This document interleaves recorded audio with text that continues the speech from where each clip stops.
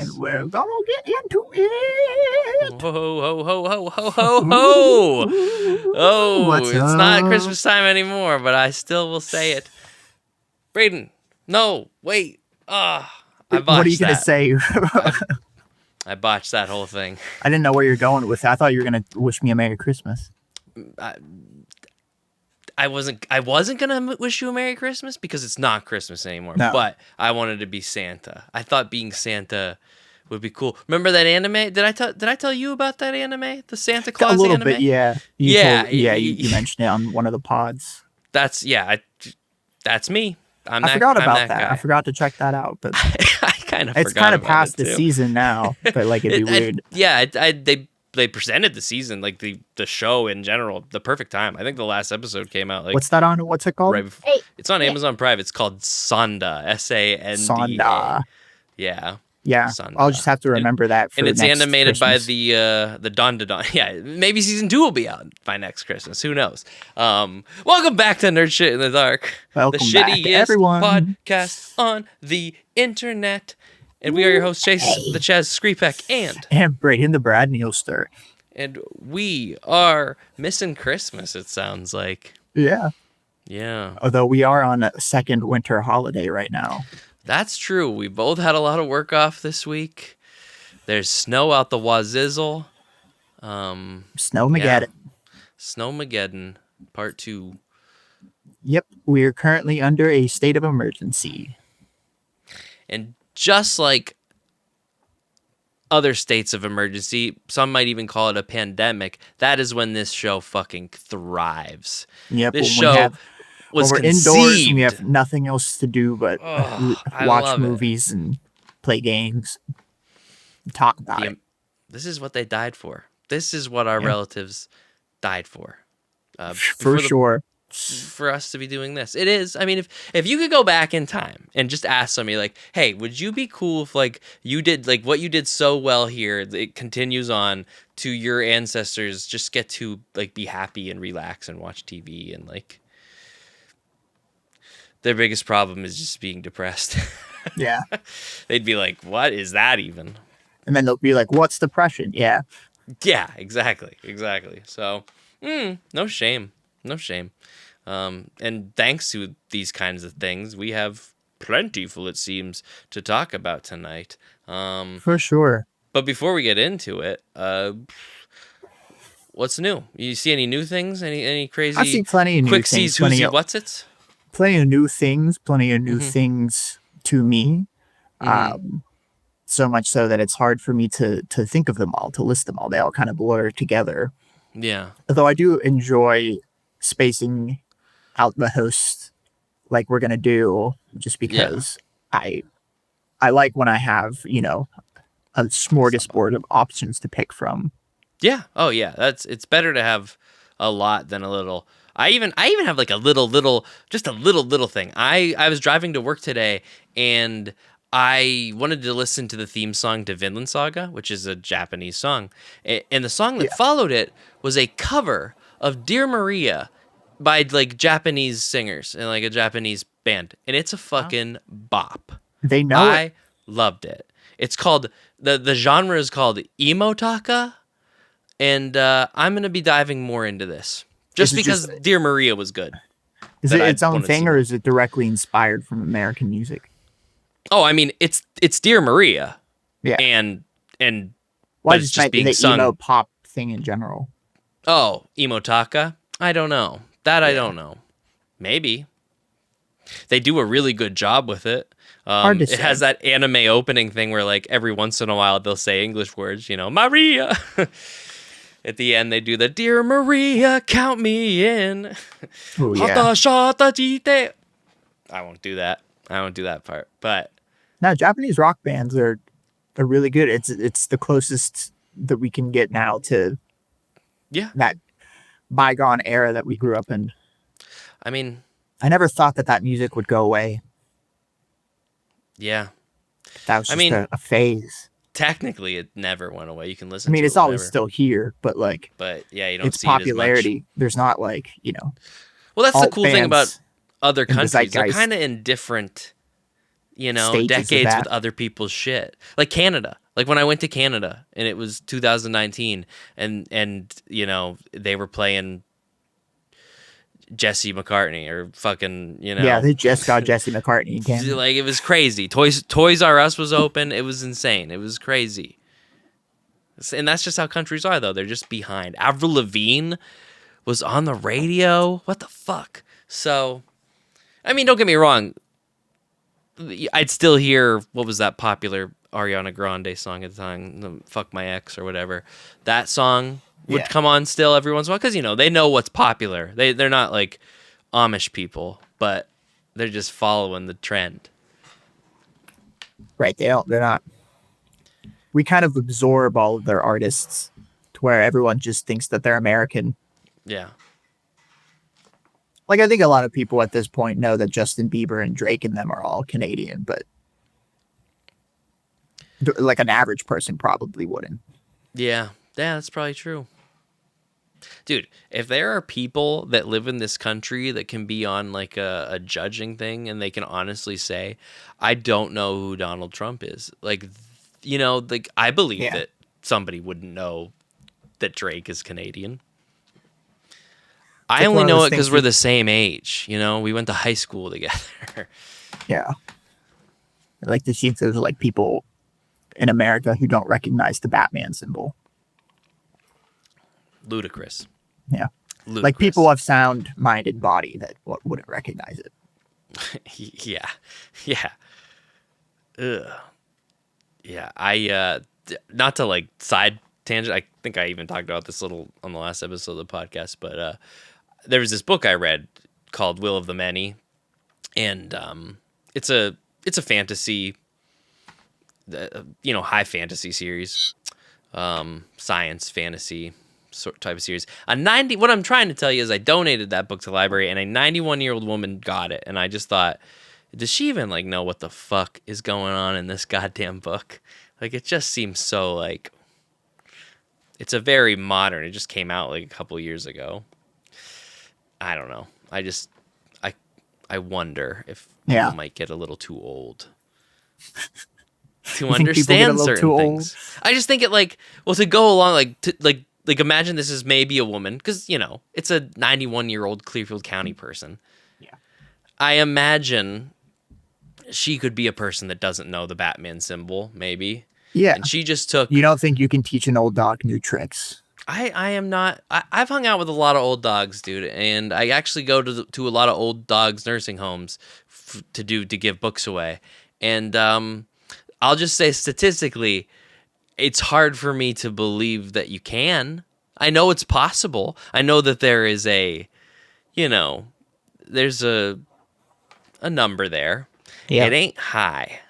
It's what I'm trying to say, and nothing wrong with that. But I don't know. I'm seeing this lady takes Danielle Steele from time to time and then probably was like, what's this? A book on the news pile. I'll read it. I don't know. I'd like to meet her and ask her. I'd be like, what did you think? What do you think of Viz? Yeah, get her opinion. Yeah. Get her good review. Of Wheel as a magic system, I'll ask You should run a review system. I should. I kind of do. But I didn't come here to talk about work. Well, what did you come here to talk about? I came to talk about new nerd shit with my buddy Braden, who I haven't seen in a little bit. We haven't talked since, well, we've texted, but I mean, we haven't talked since post-Avatar, pre-New Year's. That's right, and that feels so long ago now. Yeah, time goes back and forth. Yeah. What's your thoughts on Avatar now that we've had some time with it? Oh, well, you know what? I did a top 5 movies of the year list, and it was an honorable mention. It was not on my top 5. I still I've said it a couple times. I've never seen an Avatar movie and had been recently ready to see it again. But I was like, I'd watch that again. It had the most stuff that I got into about it than all. Like I'm not at the point where I would rewatch it now, but in the near future, I would rewatch it again. Like I'll probably rewatch it when it comes out. It might be the only one if they don't make 4 and 5. If they never made 4 and 5, it would probably be the only one I'd ever watch again. Really? Not saying I don't like the other two. It's just I'd watch Way of Water again. I don't think I I'd ever thought watch the first one again because I've seen the first one too Way many of Water times. is just all over the third movie though. Like I don't need to watch that because it's True. all You in get the third movie. It's and just the better. second movie in the third movie. That's the beauty of the third movie. You get 1 and 2 in It's one the same movie. story. Yes, but like just the best of it is what I've been telling people. So has my opinion changed since we've seen it? Not really. I liked it. If you would have told a month ago me that I'd feel this way about the new Avatar movie, I would have been like, no shit. Wow. I'm shocked. Really. Can't wait for ice and snow. Yeah, or whatever the fuck's coming down the lane. Apparently he didn't make enough money. I don't know. I don't know. No. Still no winds of winter, huh? Yeah, so what? So what if it ain't? He's got time, man. 77's the new 35. TikTok. Yeah, that's the thing. He's too busy on TikTok. He's not 77-year-olds are well known to be super sound of mind and want to work all the time. Some of them. Hey, this is the same statistic. Maybe he's like this old bag of shit that I don't think he likes writing anymore. I think he stopped liking writing like a while ago. He writes some stuff. Yeah, he's just like interested in like his like weird. He's an like, idea lore guy. Stuff. He's a big idea guy. He's a George Lucas. Yeah, he's a George Lucas with the ability to write it, but just doesn't want to. Like it's in there. He's a proven great writer. He just stopped. And tells us every year, every couple of months, he's like, I've written some more. I actually didn't write that much. I've written some more. Actually, what I said I was writing, I didn't. It's like, bro, fuck. I mean, yeah, I don't know. You can live to be 90. You can live to be 100. See, 77. What I'm saying is, Braden, I still don't think I'm getting slapped in the face. You think he's going to be writing in his 80s? I don't freaking know, dude. Maybe. I don't know, dude. Well, here's the thing. Did you see that interview? We're all over the place. Did you see that interview like 2 weeks ago where he was just like, "Oh no, if I die, nobody's writing the rest. Like it's just the way it is." I was just no, I didn't see that. I don't follow his interviews anymore. Yeah, he came out. He came out and said with anything to do with his it was the latest update of like, I'm working on it. It's not done. I wrote a whole Tyrion chapter. I scrapped it. Oh, it's coming. I've released a new chapter. Yeah, it's... And if I die... But he did say, he's like, oh, no, if I die, like, that's it. And I'm just like... And he said something along the lines of, like, oh, it'll be one of those mysteries that are never solved. And it's like, no, people will just take the show and be like, that's it. That's the ending. That's the ending, and it sucked. So, like, no, it won't. So maybe get writing.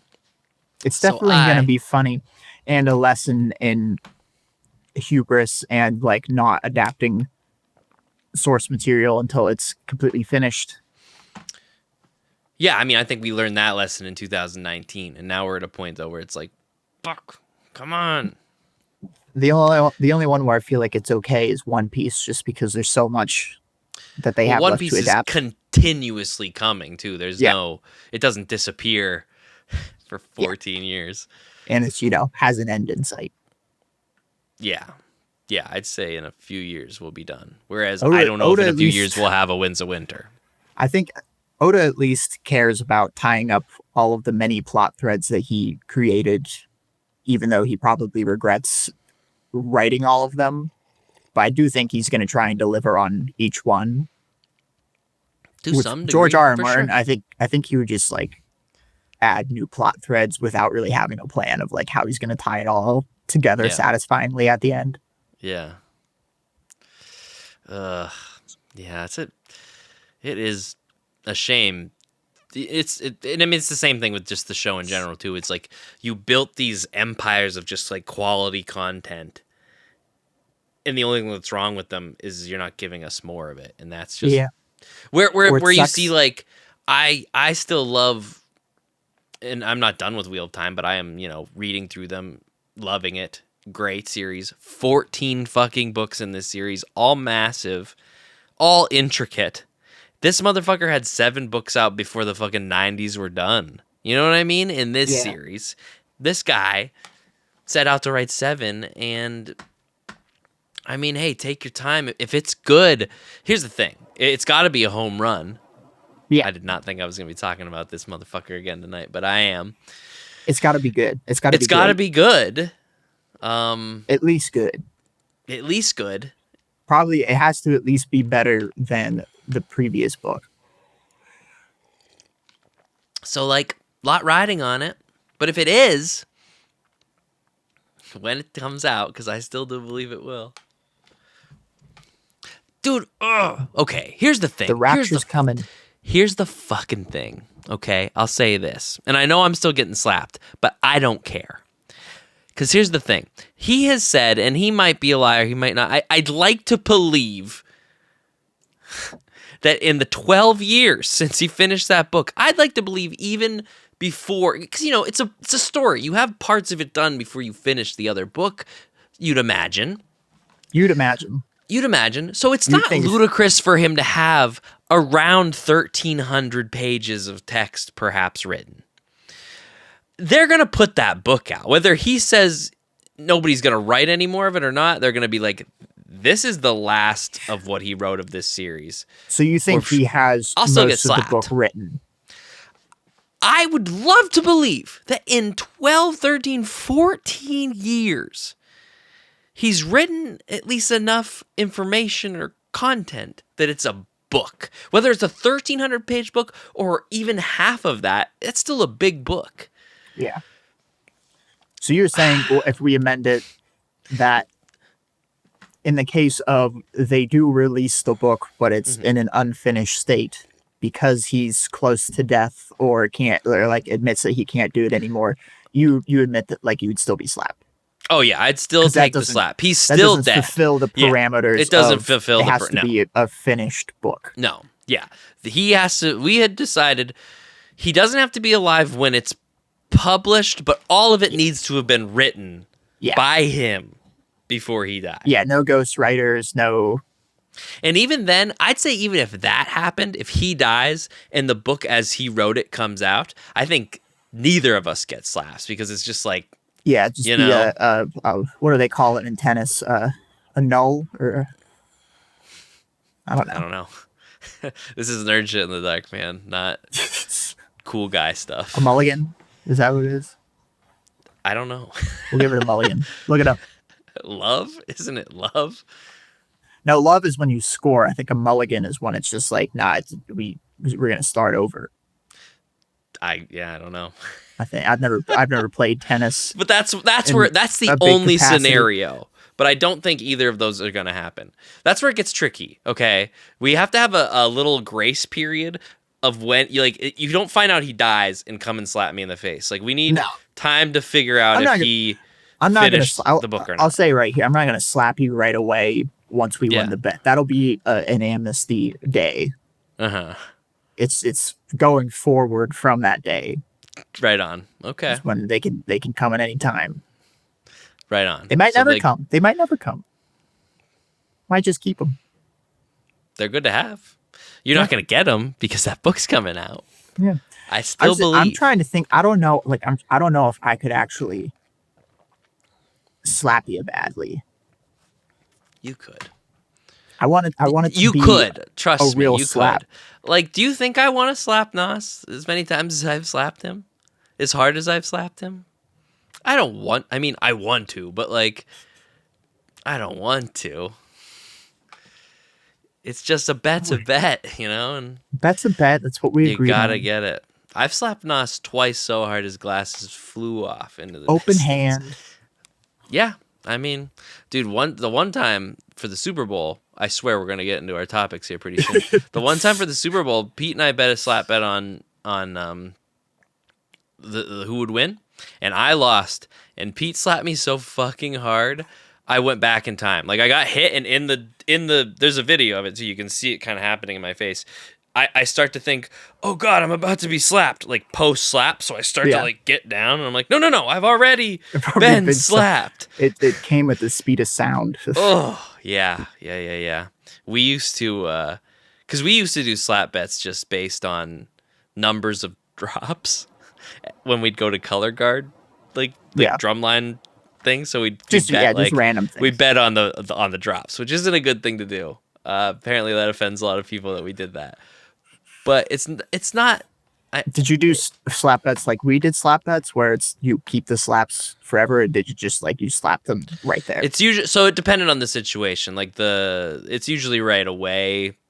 You know, there's parameters. Like the one with us, there's 7 of them.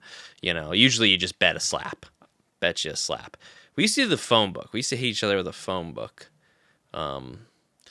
Yeah, bets are cool because money's like, who wants to bet that? But physical pain, it's like you almost want, depending on the person, you'd be like, you sure you want to do like $100? Yeah. It's usually harmless at the end of the day, but it's it's something that you don't want to lose. Like it's a reasonable enough thing that you don't want to lose that.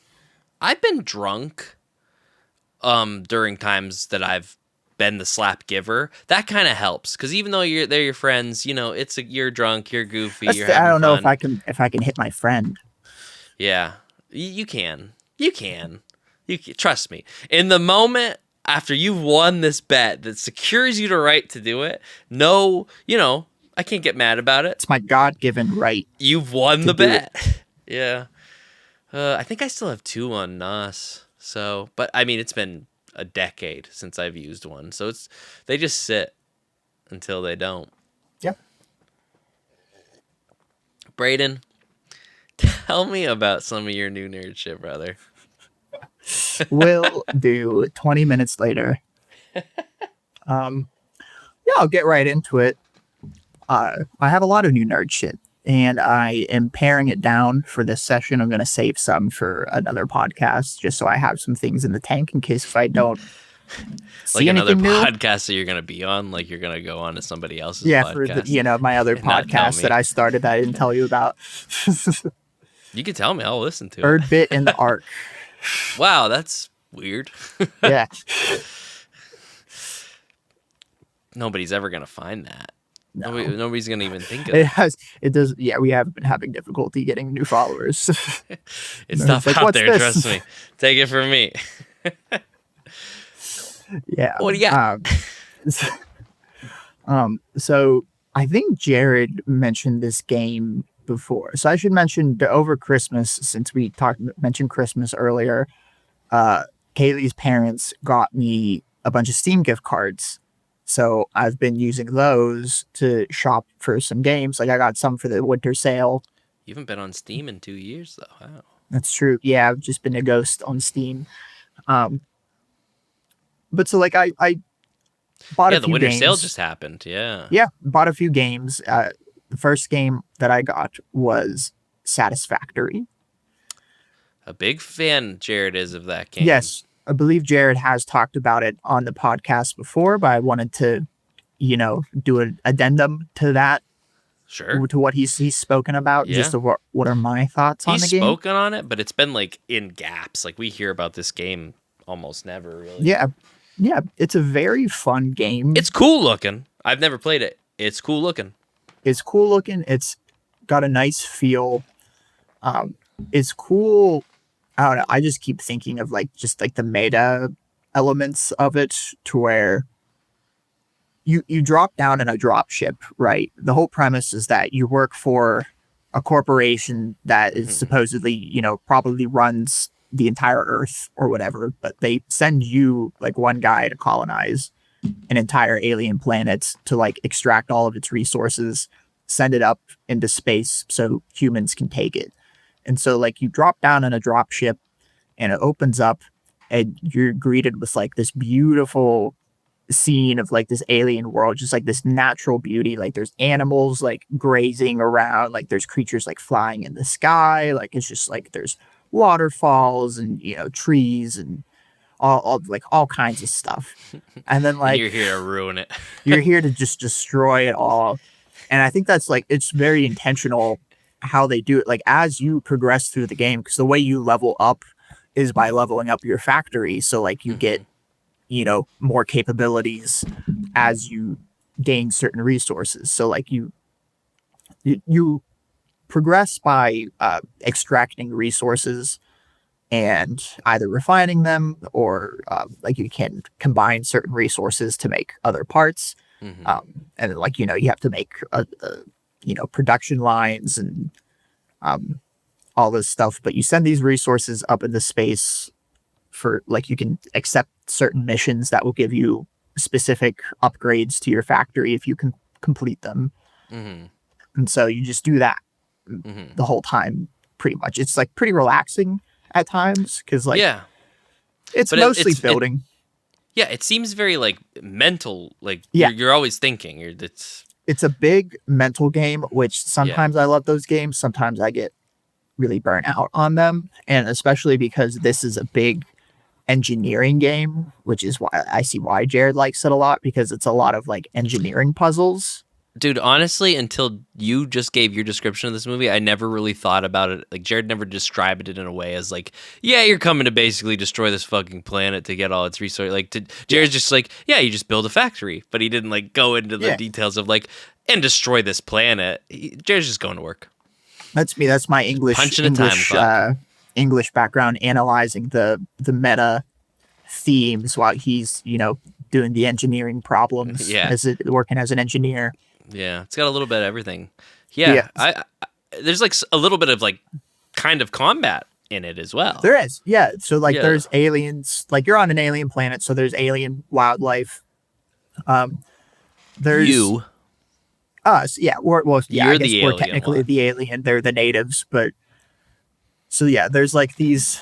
The main enemies so far that I've seen are like these pig type warthog things that will like ram you. They're not too bad to deal with. There's just like, they sometimes are around resources. But like, they're pretty easy to read their moves. And then there's like some spiders if you go into caves, and like some, Like in Skyrim. projectile. Like, there's like a plant that has like projectile, or like it shoots like flies at you or something that you have to fight. That's annoying.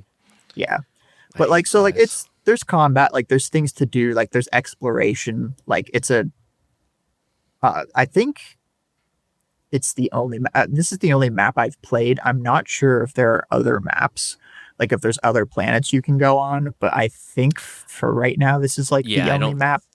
From what I know of it, I'm pretty sure it's just that planet. It's the that same make map. area. Yeah. But so it's like it's not RNG. It's like a pre-rendered map. So there's like a design to it. Mm-hmm. Yeah.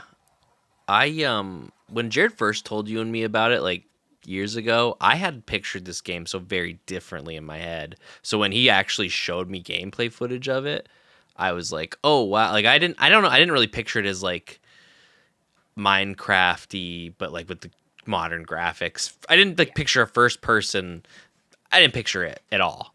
So when I actually saw it, I was like, "Oh, this looks Yeah. like what Portal evolved into Yeah. eventually." I would say Portal and Minecraft came together and made yeah, this. it's Minecraft, but it's more focused on the building aspect, like the crafting aspect, where it's just like taking that to a great level where it's, instead of like, crafting everything by hand, it's like the goal is to basically automate anything that you need. So Yeah. like any resources that you need, like you can automate it, because the game does a good job at like making it worthwhile to you, because every progression in the game is also a quality of life improvement for yourself as a player. So like, you want to progress through the power tree because you don't want to keep gathering leaves to make biofuel. Like, you want to like figure out how to make coal and stuff, and like Yeah. you want to like unlock things that make organization easier and stuff. So like, it's good at convincing you to go along with the gameplay loop. Yeah. And Yeah.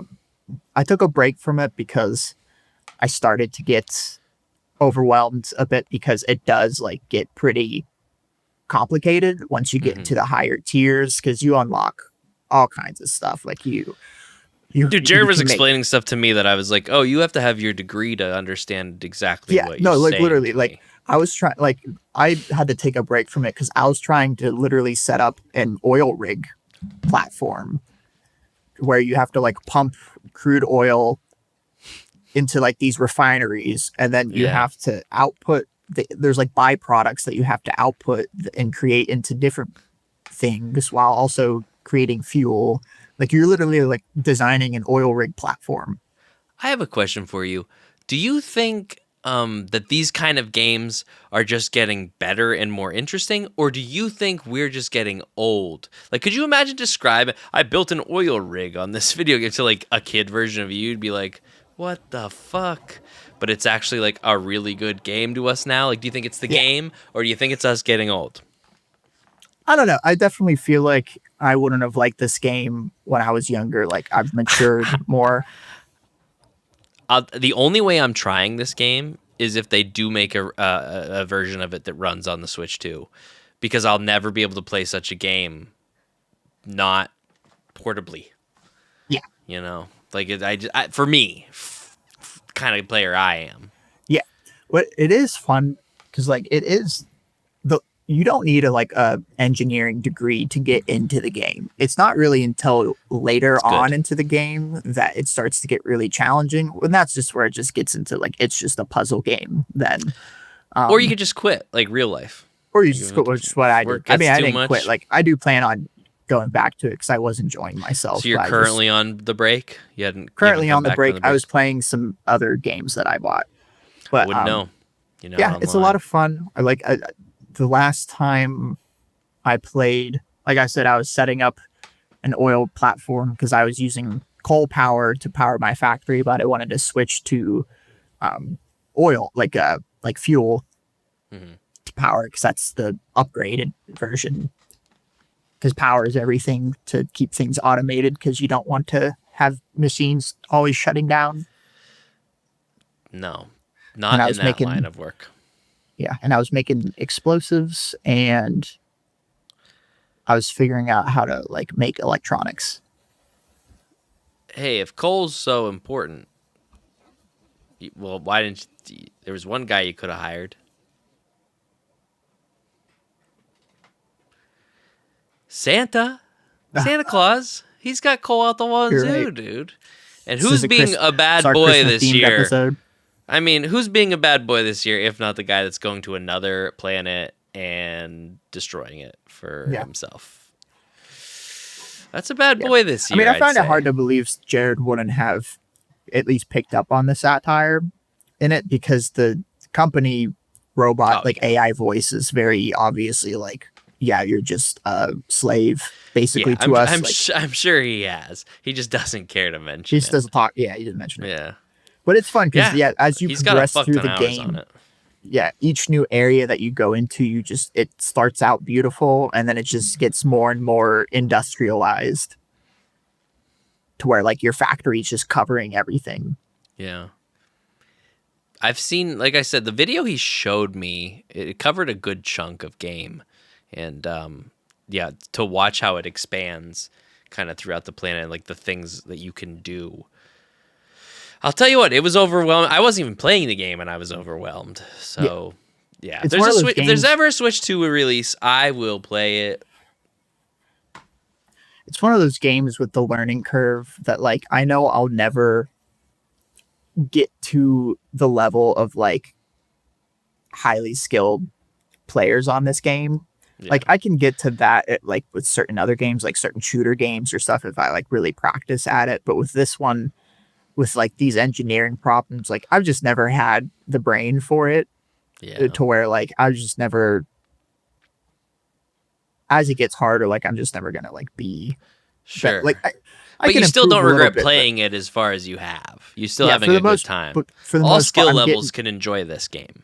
yeah, like I was trying for the longest time to do it without tutorials or like help or anything, but like just recently I was starting to look up videos of like how do I set up a fuel platform to where it's not doing all these because it's like I mean, complicated. nothing wrong with that.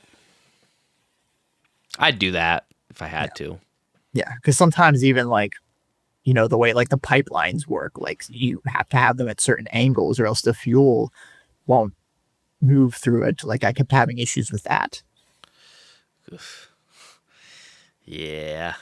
I I don't know. I mean, yeah, that's probably where I'd start to struggle with it myself. But I I really do want to play. I love when people bring this game up because It is fun, and like I said, like it seems to at be least cherished. yeah, at least the first 3 tiers, I think anyone, like most people, could probably do no problem. It's not until you get into the later tiers where it starts to get really And complicated. how And many it's probably not hours of gameplay would you say the first 3 tiers get you?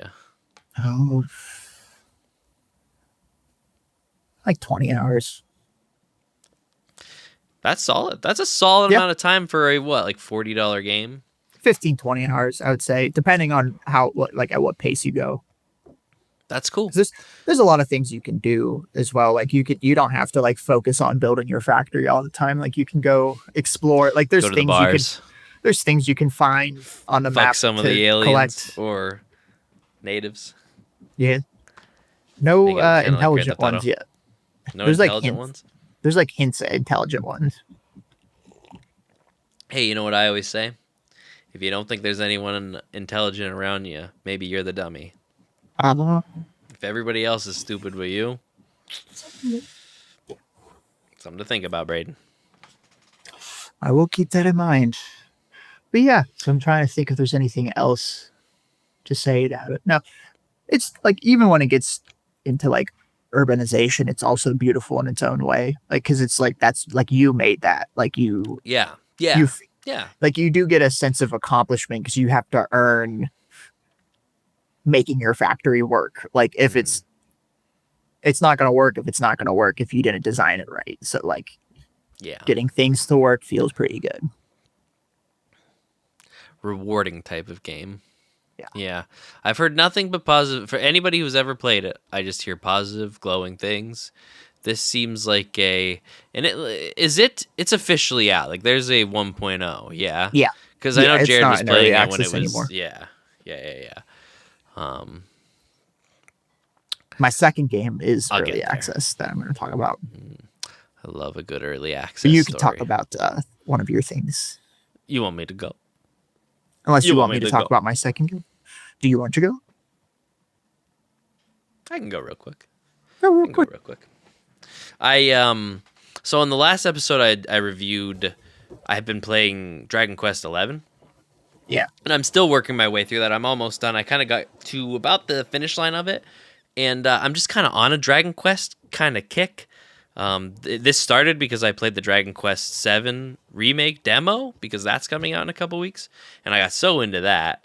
And I talked a bit on what I liked about Dragon Quest 11 and how it's kind of a more modern version of the Dragon Quest games, and how I like they kind of stuck their course. They didn't change. Like they still play basically the same as they ever had, but just updated. Keep so it pure. I bought. Yeah, on the Steam, there was a sale this weekend. I had the Dragon Quest 3 HD 2D remake that came out like last year on like a wish list forever it goes on sale, and it was $35, and I was like, you know what, I think this game is just so different looking compared to the other Dragon Quest game. I could play it at the same time, and it looks like it's a remake of a Nintendo game, but with the 3D HD 2D. So I'm sorry, graphics. which Dragon Quest was this? It's Dragon Quest 3. The HD. Fuck, I don't know, dude. It's the 3D HD 2D remake. It's a remake of the original Dragon Quest 3, but it looks more like Octopath Traveler, like 3D pixelated kind of graphics. Which Dragon Quest was the one where?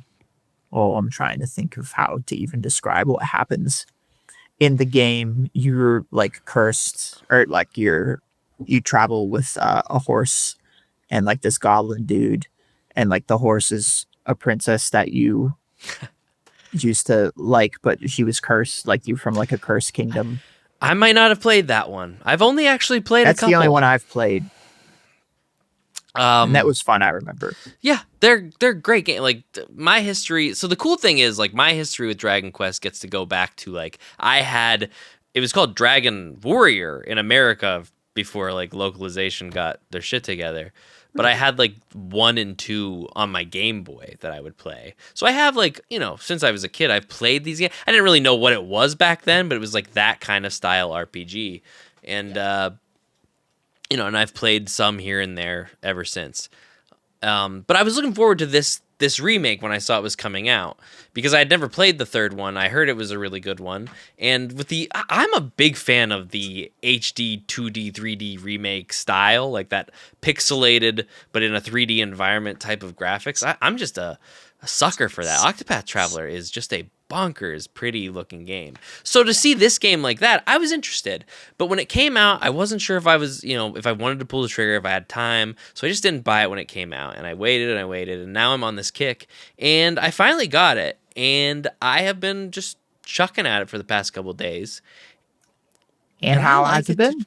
Dude, it's pretty good. It's pretty good. So, so the difference between this game, Octopath Traveler has that look to it, but it has its own, new modernized turn-based kind of fighting mechanics and, its own rules. What I like about this game, though, is, it plays exactly like the Nintendo game. All the game, the way things kind of move, the way you move, other than, everything just looks better. There's animated sprites and it's a graphically upgraded game, but it plays just like those old games. And I'm sitting here playing this game thinking, I think they should remake every single one of these old games like this. Just pop up the graphics, put some autosaves in there, and just make it play the same. Because I'm telling you, man. Yeah, just do quality of life upgrades, but keep it the same otherwise. I'm having a blast playing it. It's very different because even the new Dragon Quest, you see the whole battlefield, but this has a very just when you go into attacks, it's just your screen and the 3 monsters and certain animations pop in. There's no guy standing. There's a little thing like that you're on while you choose your attacks, but as soon as it goes to the fight, you're zoomed in on them. It plays like one of those old games, and there's a lot of good I can say about this. And what I also appreciate is I looked up the time to beat, and it's not a very long game, but you get the feeling that you're putting a lot of time into it. To beat the whole thing with side quests is 50 hours. But when I think of back then when this game would have originally came out, those 50 hours were probably everything. That was a monster. That doesn't feel like a long time for those games. They feel like long games to me. They feel like long, but I mean, once again, these were older games. So back then, a 30-hour game was a long game. And it still feels that way. It's my only thing that I can say bad about it, and I don't even know if it's a bad thing, is it is very grindy. I feel like I'm covering less ground than I have in the same amount of time on other Dragon Quest games. But I'm not having a problem with that though. That's what I remember from the one that I played was just you had to run around and fight monsters a lot before you moved on to the next area without getting wrecked.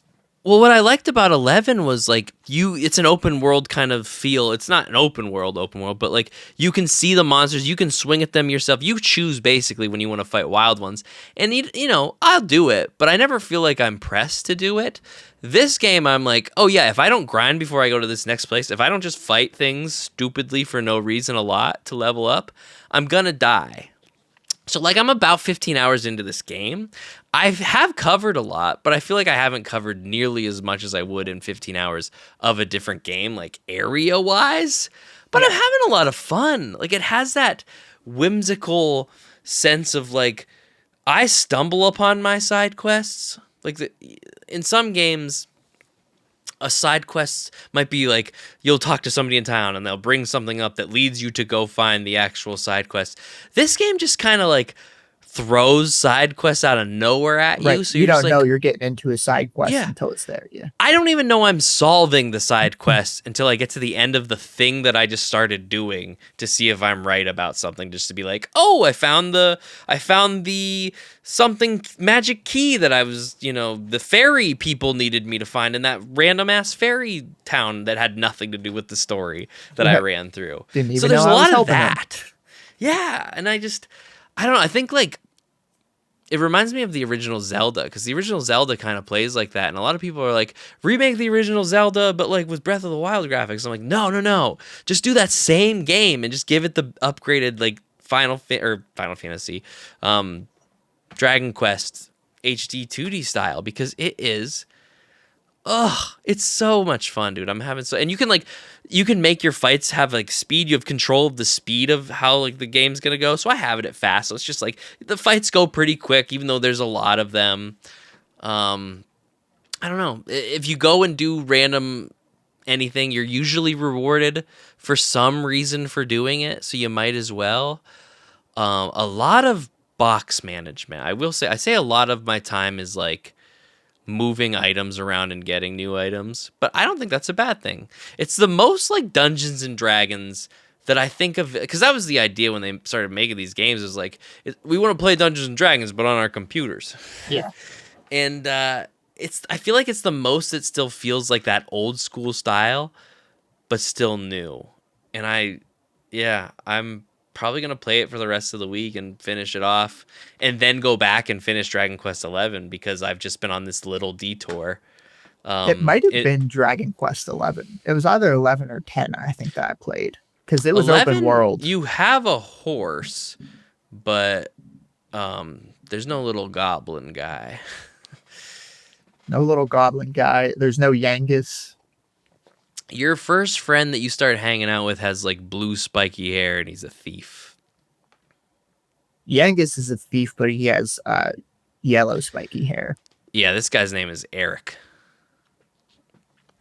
I'll look into it. My plan, though, here's the thing, dude. I'm so like into Dragon Quest and these kind of games, because I'm a huge turn-based RPG fan. And I just think these games do it like where some games have changed that mechanic, or like upgraded the turn-based, like so you play along with it. And I love those too. This feels the most like original, but just modernized. And I kind of like playing a more basic, I don't even know how to say it, like D&D style video game. Yeah. Yeah, no, that's not. It was $35 on. on sale. It's usually like $60, but I'm probably gonna play more. I'm definitely getting the 7 remake that's coming out on the Switch in a couple weeks.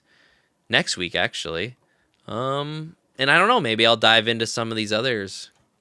I played 1 and 2 when I was a kid, but it's been a long time. Yeah, I'll have to look up and see which Dragon Quest that I played, because I'm interested now. There's 11 of them, so, and I think 10 is an MMO. So, do the characters, are the main characters, do they all look the same? They're all like Akira Toriyama, the Dragon Ball Z guy. He's the one that designs, so like they all kind of look like that. Right, like bandana. Sure. Kind of like, I don't know. I should have, let me pull up a picture and I'll show you. So like this is my party in 11. Okay.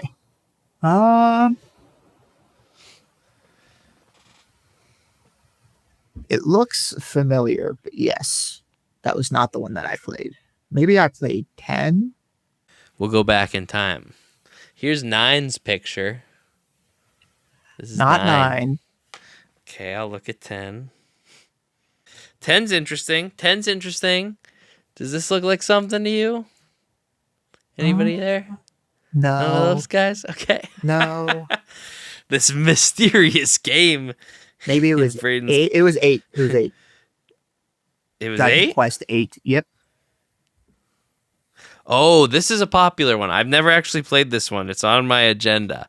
I've heard this is one of the good ones. Very fun.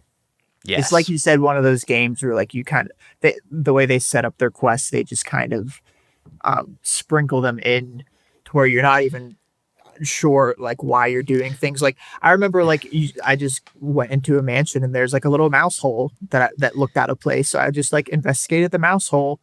And then like, turns out like it leads to like the room of some important character that eventually joins your party. Like you didn't even realize. Wow. Like there's no quest markers or like that, like things Right. that tell you where to go.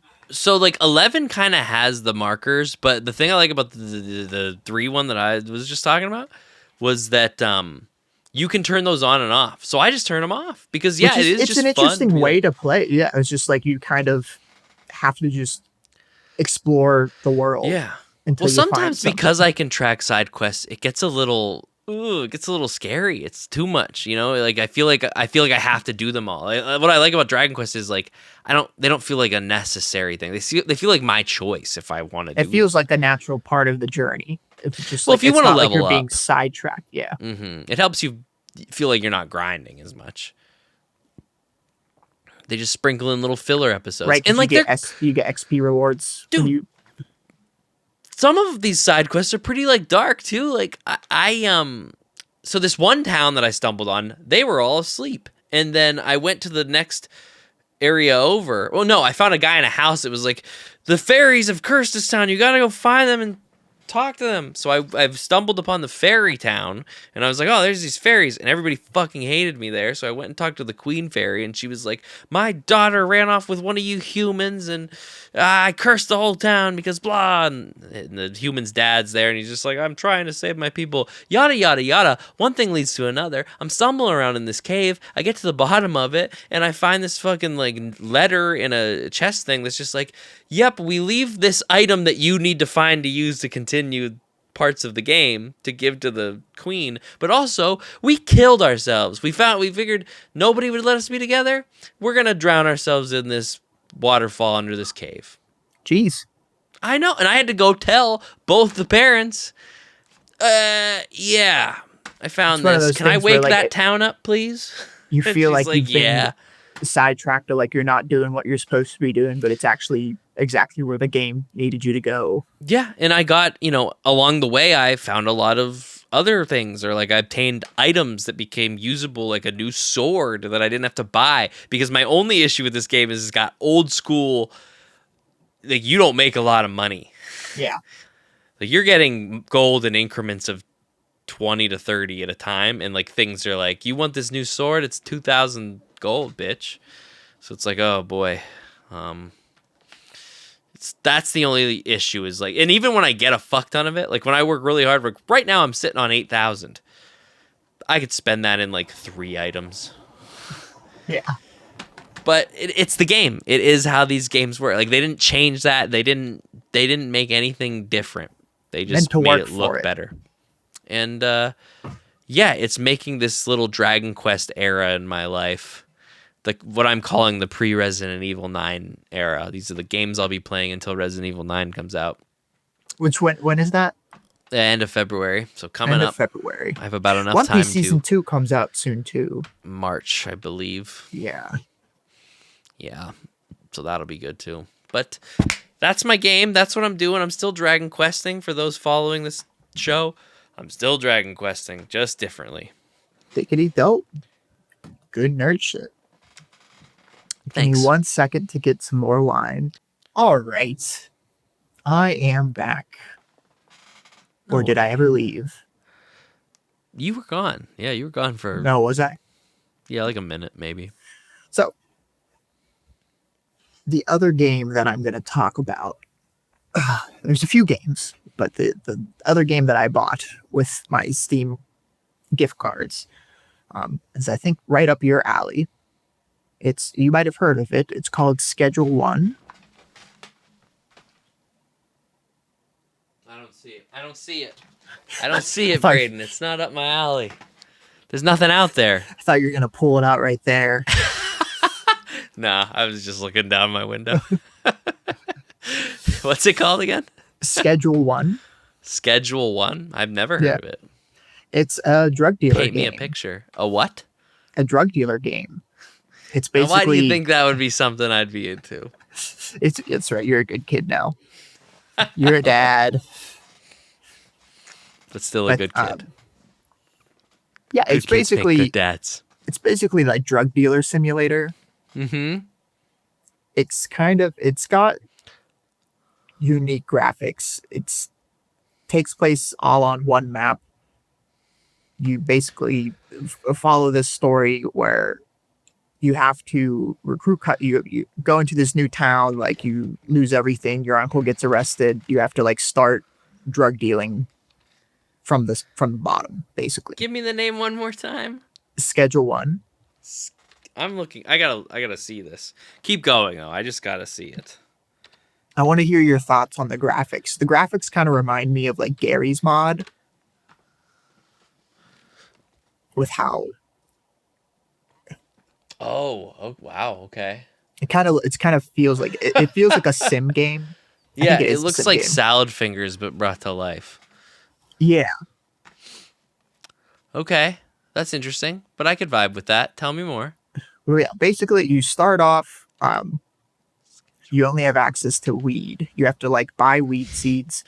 You get That supplies through like these dead drops around town that you have to run through, and then you have to at night like grow weed.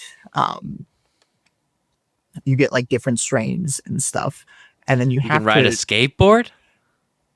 different Sorry, strains. there's a video playing right now, and a guy was just skateboarding down the road. Oh, I didn't know you could ride a skateboard. I To guess what I'm that's. assuming is this guy's job. Yeah, so the trailer's just like playing on the Steam page. Well, I know you can buy vehicles. Nice. You can buy vehicles. Oh my god. What are you Oh seeing? my god. There's shooting and you can beat people that with bats. Yeah, it gets Yo. intense. Like you can get fully into it. Okay. Okay. I'm sorry, Braden. I'm ruining your description of it by watching No, this video. no, I'm glad that you get an idea of it. It's like Grand Theft Auto. You can drive cars. Holy It feels shit. like it. Yeah. Okay. It starts off, you just feel like a regular drug dealer. You have to like recruit. It's $20. I'm buying this game. Yeah, you have to recruit customers by giving them free samples. And then, like, if you successfully recruit them, they'll text you during the day asking for like certain quantities of weed. And then you have to like see if you can provide those quantities of weed. Yeah. And then, like, after you make some money, you can like buy bigger houses to like set up bigger drug operations, and like buy vehicles and businesses to like launder money through. Mm-hmm. And then you can recruit other dealers for you. You can eventually recruit employees to like tend to your plants and like package your drugs and stuff. And you can literally set up a whole drug empire sim in this town. Dude, There's it looks a rival. I saw there was a scene where he was shooting cops. Yeah. Oh, yeah. So the Awesome. police are always out. They're pretty totalitarian. So the way it works, it goes through like a day-night cycle. Mhm. Where through the morning all the way through late night, you can get messages from people who are asking for drugs, and then you can set up deals. You can schedule a time of like, when do you want to set up the deal? Like late at night, in the morning, like when. Is this how it works in real life? I wouldn't know. I think it's I've pretty never much been a supposed to part of be like something that. like this. Yeah, and then once it hits past 6 p.m., police curfew goes down. So like if police see you running around outside, they'll chase after you. And they have like a large sight radius. Like you have to be pretty far away from them. 6 o'clock. Jesus Christ. Yeah. Like immediate, like they'll arrest you. And if they catch you and you have drugs on you, they'll fine you and like put you back a lot of money and stuff. But past 6 p.m., like the clock goes all the way up to 4 a.m. Like once it hits 4 a.m., it'll like give you a notification saying like it's 4 a.m. Go to sleep gotta to go to progress to the next day. But you don't have to go to sleep. That's the time when you like do all of your maintenance and managing of your drug empire. So that's when you like grow your drugs and package your drugs and clean stuff up, because like you make garbage and stuff from the things that you buy, and Yeah. because the time basically stops then, so you have unlimited time to do anything. That's when you can like set up your houses and stuff. Like that's usually if I like buy a new house, that's when I like switch the operations over. Yeah. Yeah. spirited away in the night, like setting up the new drug operation. That's cool. Yeah. How long have you been fucking with this game? Um, for like a week now. I just unlocked I just unlocked cocaine, but I haven't grown any cocoa plants yet. But before that, I had unlocked shrooms and I was dealing Yeah, what is meth. the tier levels of? So you had meth before you had cocaine? Yeah, it's weird. You Huh. go weed, then you get meth, then you get shrooms, and then you get cocaine. And you also unlock like What are you on additives drugs? that you can buy at a gas station, which Yeah. if you mix them with your drugs, it'll like give your drugs certain properties. Yeah. So like you can experiment with them and like mix different additives together with different drugs and it'll Can like you make. kill people by accident? Yeah, I think so. I think because so next to each person in your contacts list, because there's a list that you can pull up contacts and it's like everyone that you sell to. Mm-hmm. And they each person has like a preference next to them of like what they want their drugs to do. So some will say spicy, some will say they want it to be toxic, they want it to be euphoric, they want it to be energizing. Uh, and then like there's different things you can buy to add to your drug to give it that property. And then like there's certain properties that you only get if you combine certain combinations to get that. And like they don't tell you that. You have to figure it out. Um, It's crazy. yeah. And one of the properties that you can get is I haven't gotten it yet because I don't know. I haven't unlocked the things yet to, or I haven't figured out the combination yet to make it. But one of the things you can make is lethal. So I think Damn. theoretically you can kill them. I have not made them like pass out before. But you can get like pretty cool effects. You can get like anti-gravity, which makes them like float. Okay, so they have fun with the drugs. Yeah, spicy makes them like explode, like their head catch on fire. Um, Okay. Okay. This game sounds like a good time. Is that now? Is there like times where like you become really good friends, like pals with the people you're selling to, and maybe they'll be in your musical? yeah, there's a relationship Wow. indicator with them, so like they'll pay more money for drugs if they have a good relationship with you. And then like Ah, is that sometimes how that works? where I found I recently unlocked this guy who's like a crockhead where like he's unique where he's one of the only ones that'll like text you late at night when it's like 2 a.m. that like I need crystal meth right now. And so like you have to go meet him out in the middle of the woods. And like if you don't give him the right stuff or if you don't give him enough, like he attacks you. Thank you. That's crazy, man. Not a Yeah. lot of games you can be like, I unlocked the crackhead. Yeah. um, And then there's a rival cartel that at the beginning of the game it like keeps you to two neighborhoods and then they like meet with you once you progress to a certain extent and they're like okay if you want to keep operating you have to give us this amount of drugs every week for free and like you'll get like a fraction of what they would be worth mhm. um or you can like refuse and like obviously I refused so it's like Start a turf war. I told him to fuck off. Nice. And so you have to like do things to reduce their influence in certain neighborhoods. And then like you unlock new neighborhoods by doing that. So like recruiting new contacts to sell to and you can like graffiti certain walls with like graffiti designs. This game sounds awesome. Yeah. But then they'll This like you'll have to watch. It can be like scary sometimes because like you've seen the characters and stuff. Sometimes they'll run at looking you at or one. like yeah, like the cartel guys will sometimes randomly ambush you and like there's no indicator that it's happening. It's just these guys will randomly run up on you and you have to like suddenly realize that you're in a fight. You have to either run away or kill them. Wow. That's And then like you can get I'm people in. addicted. You can get people addicted to your drugs. And so like Ain't that if it's how it like be? Ain't that the yeah, goal? if it's like 4 a.m. and you're like doing just like, setting stuff up at your house, like they'll find you Mhm. and like I need my fix.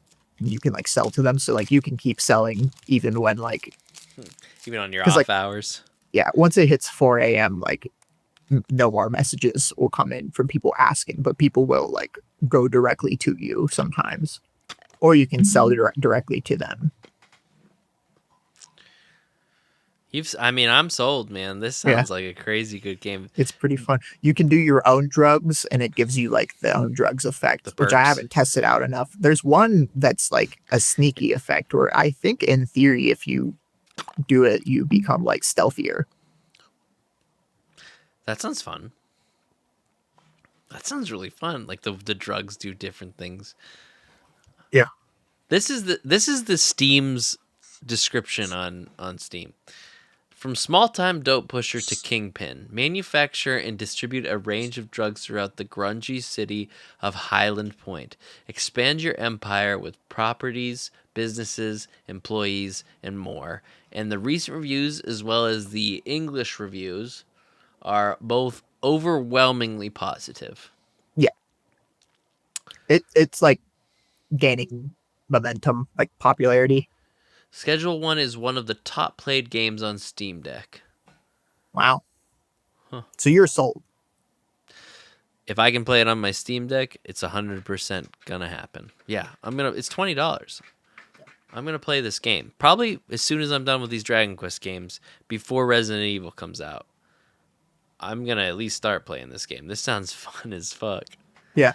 Because I've never, but I don't even know anything about drugs. So like I don't know anything. Like it's like a Right. It's like a whole, new world for it's you. like a D&D type of campaign for me. I'm just playing a character that I've never been a part of.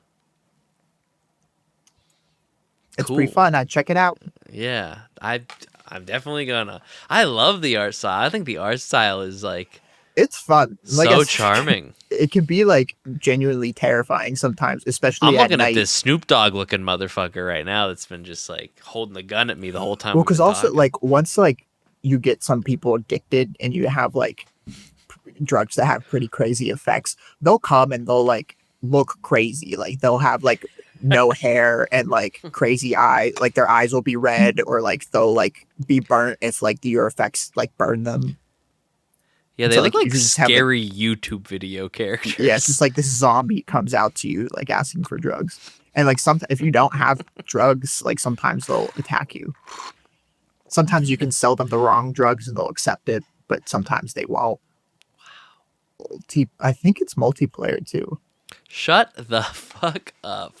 That's insane. So you can like party up with your boys. Yeah, Son of a bitch. I believe so. Look at us. Going from smoking weed together to selling it together. The American dream. It's a lot of running around. Like I said, you'll eventually I get a like that. vehicle. You'll eventually get a vehicle, which does help at a time. The nice thing is you don't have a stamina bar, so you can run infinitely. But it does get very stressful. Like it can be stressful um, when you're like evading the police, especially if you have a lot of drugs on you. I did get caught the one time with like 37 pieces of meth on me and got fined 37 Uh, times and like lost thousands of dollars and like I had to take a break from the green because I was like, oh, yeah, it's a big hit. yeah. It only saves when you go to bed and like start the next day, or you can manually save at your house. But if you like forget to manually save and you Hmm. like do a bunch of shit, which I had at that point, I was like, oh, I'm just gonna. That's a feature that I forgot to bring up in Dragon Quest. You have to go to like the churches. Like there's an autosave feature, but like your true save, you have to like go back to it a lot. And I appreciate that in a game. Sometimes it's annoying, but if the game's right for it, you like it that way. Yeah. And I think it's fitting for the game because that's part of the challenge. Is like you're supposed to be a little bit in danger whenever you leave the house, and you can save right before you leave the house. But like sometimes you can get sidetracked and like you can get caught up doing a bunch of other things that like you Like forget, life. and then like you are on your way home and you get pinched or you get ambushed by the cartel and you have to start all Yikes. over. It's a whole different day. Yeah. Yeah, I'm in, man. I am fucking in. This looks fun. I know I don't usually roll with With my recommendations. suggestions, yeah. Not just yours, just in general. Yeah. So you got movies? I do have movies. I almost want to. So I want to talk about the one movie we're going to talk about. Mm-hmm. But in place of the other movie I was going to talk about, instead, can I talk about a third game? Sure. Yeah, I guess I don't know why I'm asking for permission, Yeah, I don't know either. but I'm going to talk about a third Never game. mind. I've changed my mind. So Just sit here in this game silence. I did not get during the Steam sale. I've actually had this game for years, and for most of those years, I've had about 2 hours total playtime logged on it. It's called Project Zomboid. Have you heard of it? See, that's like a term that I maybe like. You know what I mean? It sounds like I've probably read that phrase sometime in my life, but Yeah. I don't know. It might be another one you got to paint a picture So for. it's a game that I've had for a while. It's one of those games that is renowned for being very hard and has like a big learning curve. And that's a Me too. testament to me having it in my Steam library for years and like never playing it, because I think there's probably at least a half dozen times I picked up this game before and tried getting into it and couldn't, just because it's so hard. So it's like 2D top down um RPG, I guess, if that's how you would describe it, like where like you're in the sky looking down on your character, if that makes sense. Mm-hmm. And you Over can the kind of like top. see their surroundings a bit. Um, I'm just gonna look this one up as well. yeah. And the game starts basically saying, like, you're going to die. Like, you are going to lose. This is the story of how you died. Um, just setting the tone already that, like, the entire objective of the game is to just survive for as long as possible. There's different modes that you can play now, but, like, the original concept of the game is to just, like, survive for as many days as possible.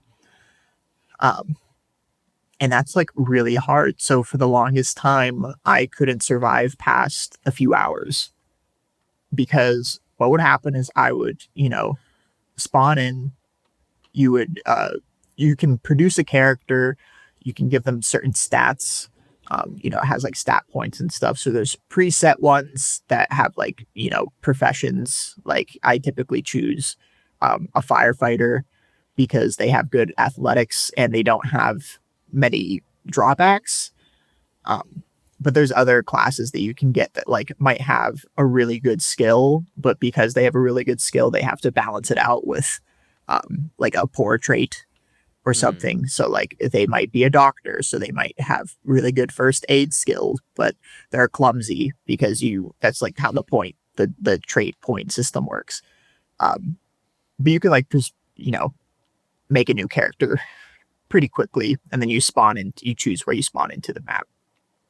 Um, and so I would search around. I would end up making noise or opening a door. Zombies would attack me, and then I would just get dogpiled like every time. Like Yeah, I mean, couldn't progress, couldn't figure out what to do. Like it's one of those things where you have to like manage your hunger and temperature and oh wow, temperature. everything. So like it gets like pretty crazy. So like I always told myself I was going to get back to it and like I would eventually figure out the game, but for the longest time I put it off until finally I decided, fuck it, I'm going to try it again. Like I was feeling like, you ever get that feeling where like you have a lot of options to play, but you don't know what to, like, you just don't feel like playing anything, but you want to play something. Mm-hmm. Just nothing All is the time. appealing. Like Yeah. this is one of Until those something games where I was just hits. like, yeah, I was just like, you know, I'm gonna give it another shot again. And of course, like the first 6 times, I didn't survive past 2 hours. Like some of them, I died within the first 10 minutes. Because like sometimes the game will like spawn you into a house full of zombies where you just get eaten immediately. Like like it likes to have like humor around it Yeah. of like how I'm hard it watching can be. some of the videos that they're playing for it on Steam. Interesting looking game. Yeah, Terrifying at some points, it seems. yeah. Because the way the vision works, like your awareness, is that you can only see what your person is directly looking at. So like you can see the map, but like you can't actually see what's there unless you look behind you. So like Mm-hmm. you might be going forward, but like you might want to look behind you because suddenly a zombie could like be coming back. Like that's a tip that they give you, is that Mm-hmm. oftentimes people get attacked from behind because they're not looking They didn't behind see it them. coming. Yeah. Yeah. Okay, I'm seeing now that you're saying that, and I'm watching because the video keeps playing and repeat, but I'm seeing that in effect right now is like how they fade in and out. Yeah. Yeah. So like they'll like, you know, suddenly not be there and then suddenly be there because you aren't looking. And there's skills that affect your perception, like field of view as Yeah. well, and like status effects. Um,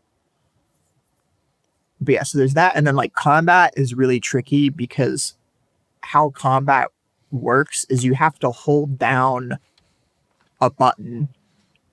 So like on my laptop, I have to hold down left control and left click at the same time to hit, Oh wow. because like holding down left control readies my weapon. So you have to like Yeah. ready your weapon, and then like Okay. you have to like click. It's called like an isometric cursor, and it Sure. like clicks in the space of the map where your person's hitting. So like if they're on the ground, but you like click on their torso, you're gonna hit their torso and it's not gonna kill them. But if you click their head, it's gonna kill them. So it's like even that, like it's like challenging to Yeah. figure out at first. Like Yeah. combat, like you're not Rambo with these zombies right away. Like one zombie can like fuck you up. Jesus. Um, and But you like watch yourself get better as a player type of game. yeah, you watch yourself get better. Your character can level up in skills. It's not easy leveling up skills either. Um, but like you have to train basically. Um, but I finally found my footing. So I got one character that managed to survive 2 days, but he mostly just stayed in one room the whole time and like ate canned food and slept in a bed with the door closed and like didn't make any noise. So like that didn't count too much. Fun. Um, there's one character where like I thought it was gonna be a bad run, like I was gonna die right away because he got, like you can tell like there's kind of like, you know, background story making, because when I spawned in, I spawned in a house with another zombie and it looked like his brother, like they Mm. looked similar. So I was like, oh, this character I spawned in when his brother was attacking him as a zombie. And so like he had a neck wound the whole time that like I had to keep treating. Like you have to Yeah. like actively work on yourself in first aid because like your bandage will get dirty. So you have to like change it Jesus. constantly and like Yeah. clean it. Like it can get A lot of upkeep infected. this game. A lot of upkeep, a lot of things to manage, a lot of ways to die. Like it's supposed to be challenging. Um, he eventually did end up dying because his like it was like a pretty deep neck wound, Yeah. but like I managed to make him survive a lot longer than I originally thought. And then recently, the run that I am like on is the one that like is where I've actually gotten the hang of it. Where he's a fireman. He's probably lasted over a week at this point. So you can save in your runs. You don't have to play a run. Only when you exit. Okay. You can't save They'll during let the you come run. back and pick it up, but if you die, you're fucking done. Yes, if you die, you're done. There's no saving in the game. It's just you can like people have been on the same They run for understand that like you're busy. yeah, like in game months, and then that character dies and they can't get it back. Like there's no reloading the save or anything. So like it's supposed to It's be hardcore. very hardcore. Um, but like I like those kinds of games because it forces you to play differently. Like you can't play recklessly like people are used to playing in games with autosaves because like you'll eventually get it like with autosaves like you can just keep repeating it until you're better. But with this one like you can have a character that you spend a lot of time in days like leveling up skills and then they are searching a building and run into a horde and get attacked and killed right there and like it's done, you're done. And so like that's fun. It's intense. It's intense. It's not for the weak of heart. It's you know I just tell myself it's a part of the game because like I'm stealing myself because I know this character is eventually going to die, but like I've gotten attached to him because he's lasted so long and he's like in a pretty good spot where like he basically found like I found the fire station and That's his job. yeah, since he was a fireman, he had skill like pre-skills in axes already, but I didn't know like I didn't have an axe when I spawned in, but there's an axe in there and there's also like a bunch of medicine, a bunch of food, and like it was like pretty secure. So I just like made it my base and like it was working out pretty well. And like I got attacked by a horde at one point. Like it felt like I was in The Walking Dead where like I went out to go scavenge, ran into a horde, ran back to my base. Like they infected the downstairs and like I just like took them out one by one. Wow. Jesus. But it's like, Intense. yeah, it's like, But you can you die make at your any own second. story. Yeah. Yeah. It's like, it's a story generator. I like that. Yeah. I don't know if I'd have the patience for it, but looking at it and the idea of it, I truly do think that looks like a really fun time. Yeah. Whereas, like, I'm definitely jumping on the drug dealer game. This one, I'm like, maybe sometime. This one is, like I said, it took me years to, like, actually figure it out. And that was just, like, it was just because I told myself, like, I'm going to sit down. I'm going to, like, not care how many times I die until, like, as long as I, like, learn something new about the game each run, like, that'll be a success.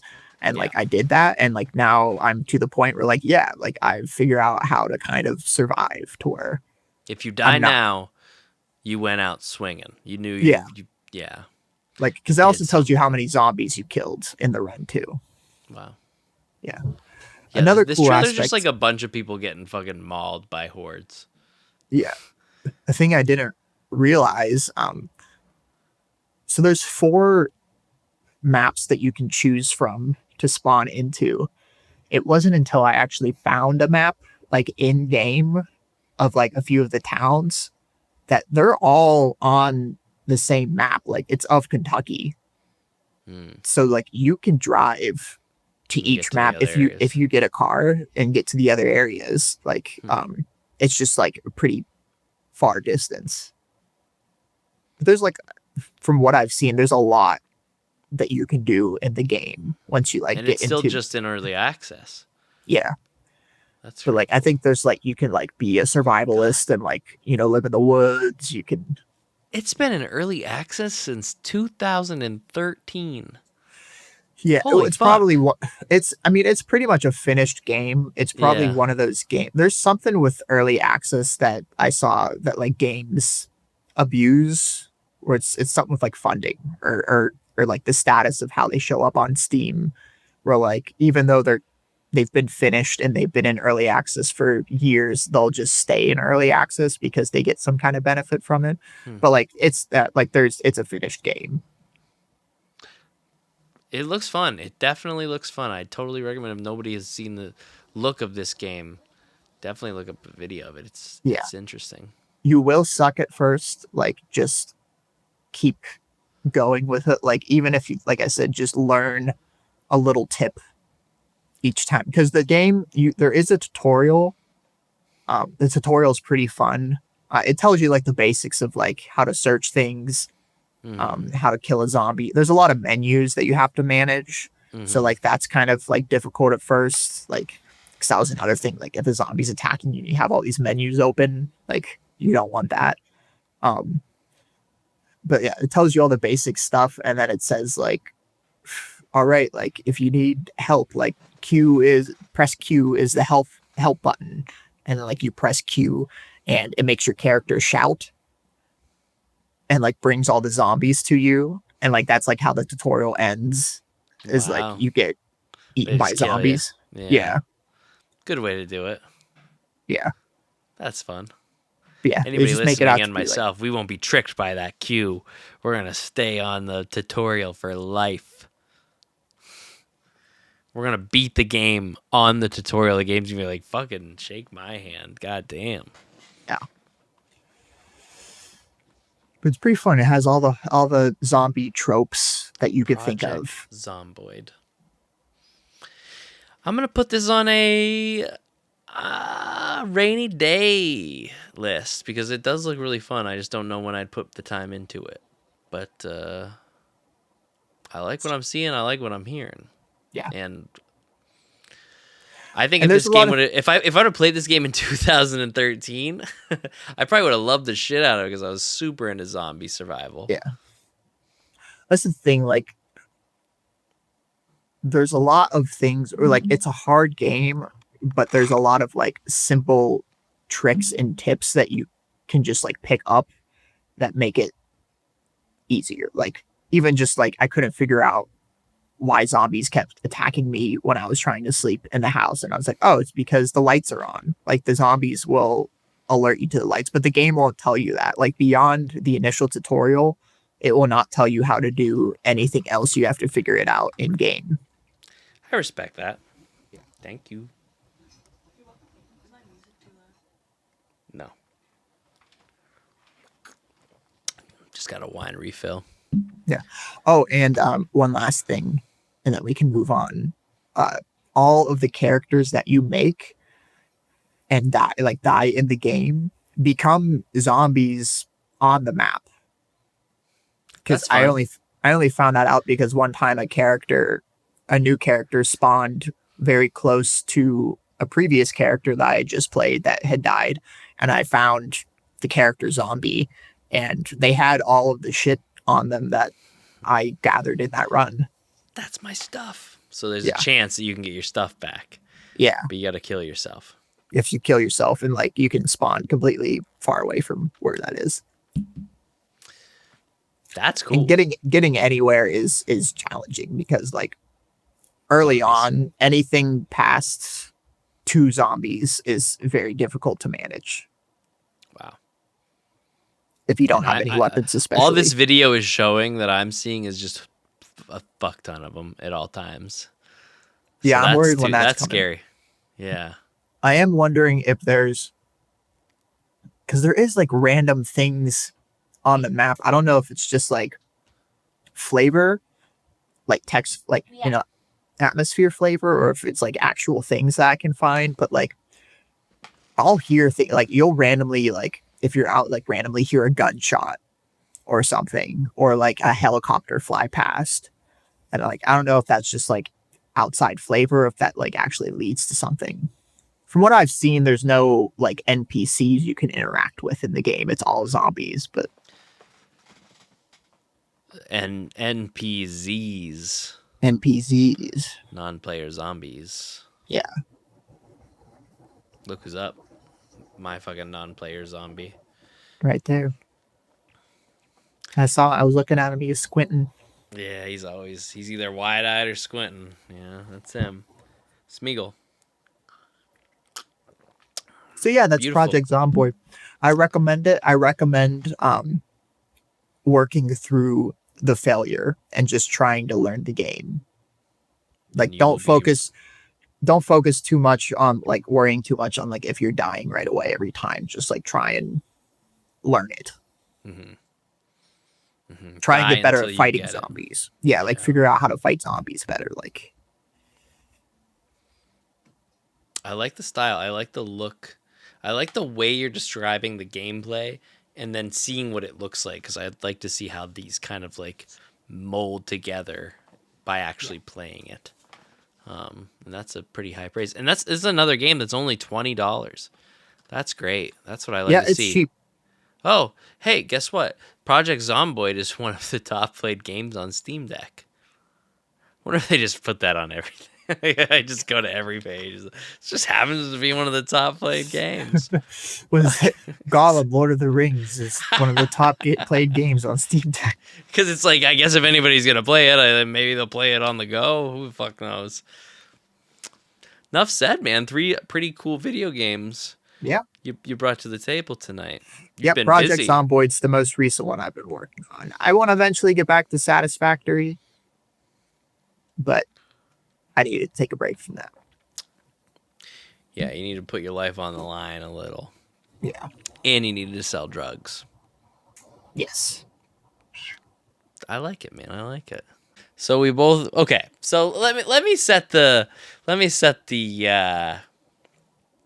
stage here for this. So Braden and I are going to talk about real quick ish the movie that just came out on Netflix based on the Emily Henry book, The People You Meet on Vacation. Is that what it's called? Is that the title? The People We Meet on Vacation. The People We Meet on Vacation. Okay.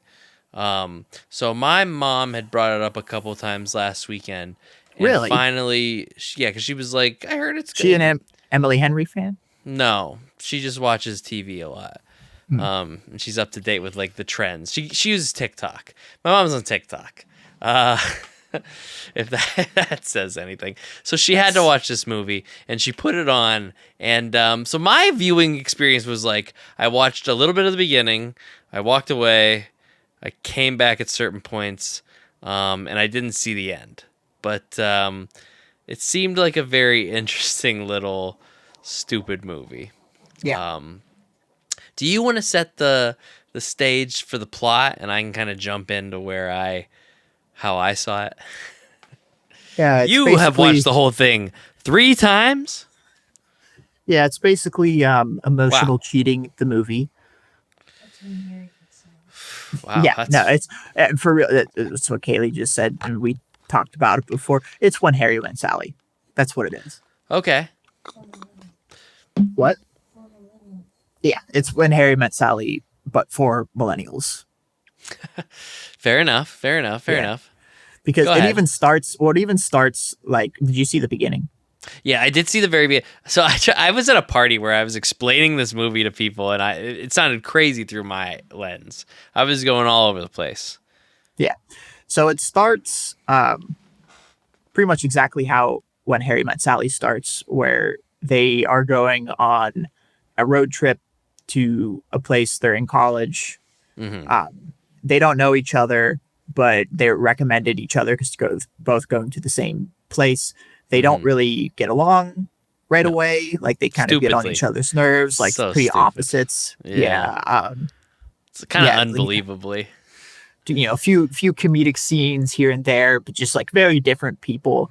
And then you keep talking and stuff, but like come to an understanding near the end. And then that sets off a saga throughout the years, like the next 10 years of their life.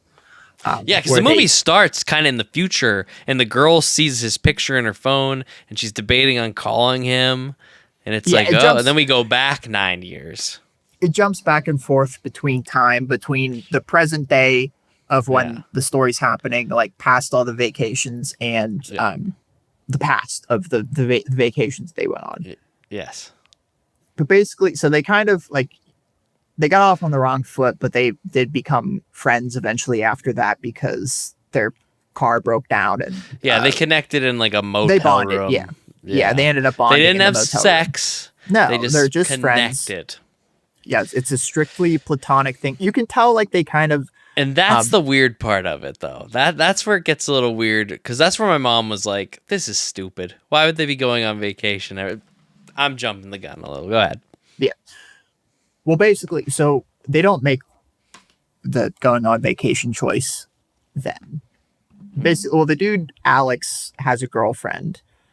So they don't hook up or anything. Like, there's no romantic tension right away, even though you can tell. Well, there is romantic tension, but you can tell they're kind of into each other. He but doesn't like nothing's happening. flip flops. He says that he's like, I don't like flip flops. Yeah, they're very different people. Dude, that beginning was cringy, but they still have chemistry. But his girlfriend breaks up with him, and they go on a vacation to Canada, because when she asks him like where does he want to go, he's like pretty boring. He says like, I remember that, yeah. Basic Linfield, things. Ohio, which is their hometown, or Canada, where they're going. Where we're coming from, where they're going, and Canada. Yeah. And so he gets broken up with, and she goes on a vacation to Canada with him to cheer him up.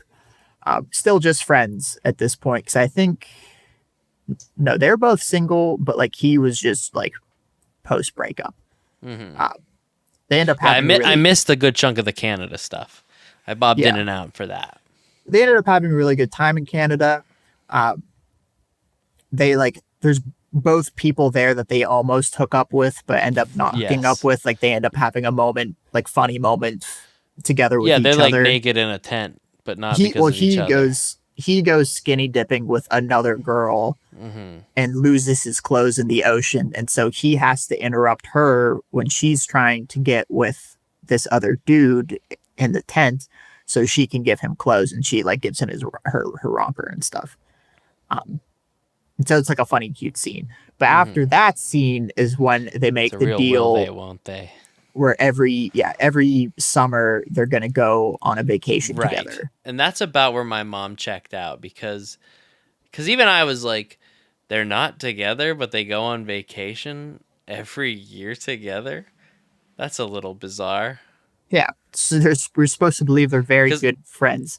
Yeah, because I came in, I watched so this is about where I jump out, because I watched them be in New Orleans for a bit, and then I left. So I don't know anything past that. The New Orleans one was cute. As they pretend to be married. Yeah, they pretend to be engaged.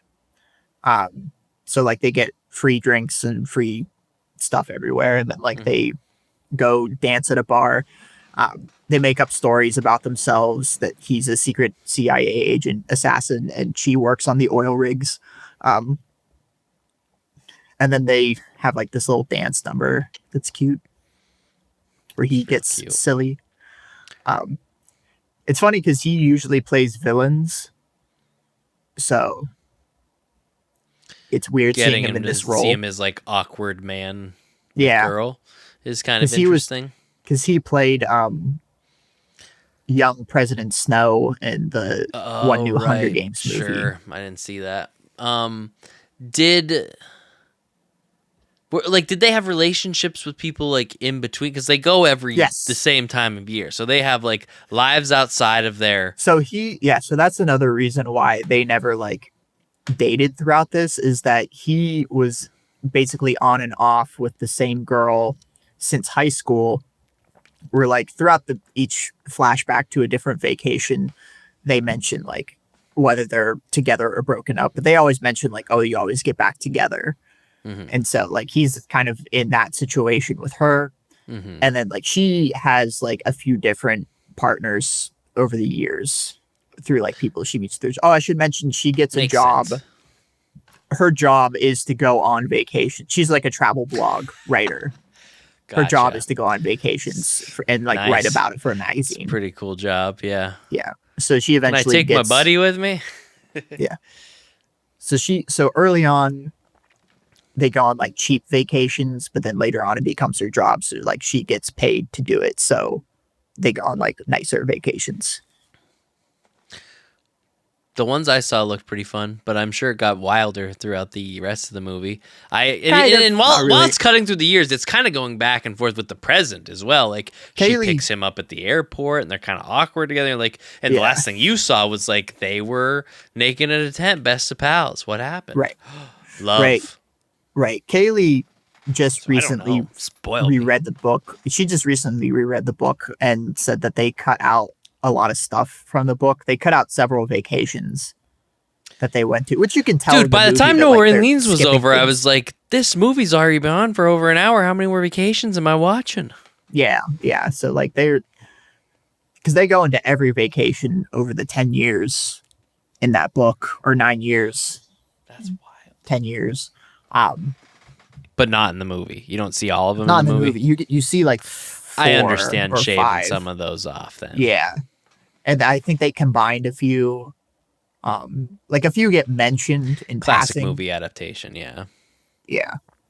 But yeah, like I said in the beginning, it's emotional cheating, the movie. Where it's just he's right, not yeah. technically, he's not like, they're not like having sex or anything, but he's definitely not being a good guy to his girlfriend, where he he's going on vacation with a single girl. Well, so they get into that alone later on in the movie. One of the vacations, he takes his girlfriend with to Tuscany, and she has makes sense.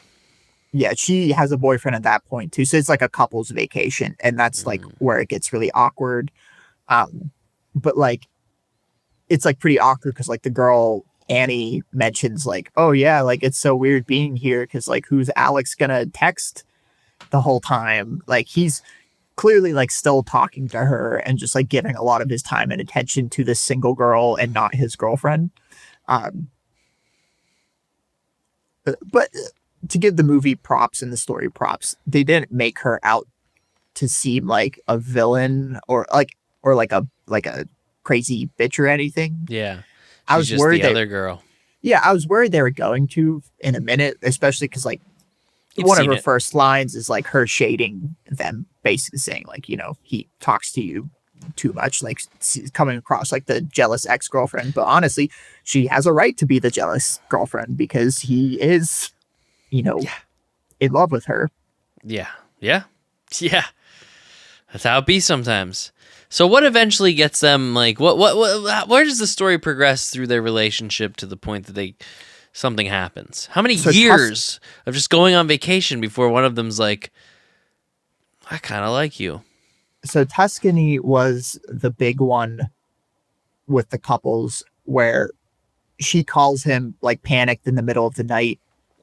Well, there's like friction between the two couples because like they're just like, well, we like to travel around, but then like he is like, well, I like to stay at home. I don't like vacations anymore or whatever. It's just like, I like to be at home, just stuff like that. But then like she texts him late at night worried that she's pregnant because she was like throwing up, nauseous and stuff. And she wasn't, but then like she almost kisses him. And then like, that's where he, you know, says like, what's going on with us or whatever. And she's like, well, I don't know. Like, wow. I think we're supposed to believe that she like he has always been waiting for her. Yeah. But she has trouble with like staying in one place and like being committed to one person. Mm-hmm. And so he was waiting for her to like be ready for that. Mm-hmm. Stop being such a hoe. Yeah. Yeah. And she was still kind of like, blah, blah, blah, like wanted to be free spirited when he was more so like, I kind of want to settle down and stuff. But like, that's kind of like the conflict for the rest of the movie. And, you know, they solve that conflict. So. Right. So does the conflict, it gets solved in the present, I assume. The present is where they finally get together.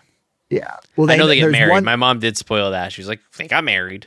Yeah. In the present, they have sex. Like they admit their feelings to each other. Like he said, because he's like broken up with his girlfriend and she's like, tell me you're not, like you didn't break up with her. Cause I guess they were engaged at one point. And she's like, tell me you're not married right now because of me.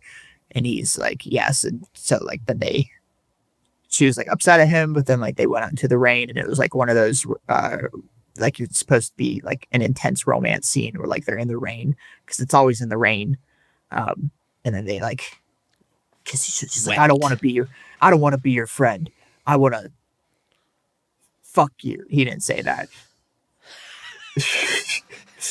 He didn't say it like that, but friends don't do that. He said something more romantic, but yeah, intense like that. It's supposed to be like the intense romantic climax of the movie. I'm like full torque just from hearing you say it. That's crazy. Yeah, then she like gets flaky again after that. And they get pissed off and What? like break up. What? Yeah. And Oh my then god, how long do they get to make this go on for? we remember how she was in the beginning writing about being alone and dying and falling in the shower. Sure. And her boss was like, "Why are you writing this?" So that was like where the movie really picks up, is like right in that moment. Um, and then she decides like, "Oh, I've been going everywhere, but right now there's only one place I want to go." Calling back to like the question in the beginning of like, if you could go anywhere in the world right now, where would you go? And she's like, Linfield, Ohio. Oh And she my goes to Linfield, god. Ohio, and chases him down. She hates running, but she chases him down because she's, making the sacrifice for him. And Love finds him on conquers his run, and all. they meet on his run, and they Smooch. fuck Oh my right there. god. Right Yep. there. Full penetration. Already out of breath. Like, hey, you know what we should do right now? More physical exercise. Yep. On each other. Wow. And then they got married. Yep. So watch it till the end. I should pick it back up and try to watch the whole thing. It was one of these movies my mom has on. I think I paid more attention to it than I thought I was gonna, and then my mom complained to me about it. So I felt like I had some connection with it. One of those. Did you I thought like the dialogue was hard to listen to at times. Were you doing like what? Were you doing like the dad move where you're like sitting in the doorway, like, dude? Yeah, no, I was at the kitchen table and I was eating something. Like I was just there because I was eating, because we were going to a party and I was like, I need to eat how like before I dads get there. stand when they watch like things that they're interested in. Totally. If I would have been standing, it would have been that exactly. But it was the sitting down and eating equivalent of like, oh, my mom's watching this movie. I suppose I'll watch a little bit of it. Yeah.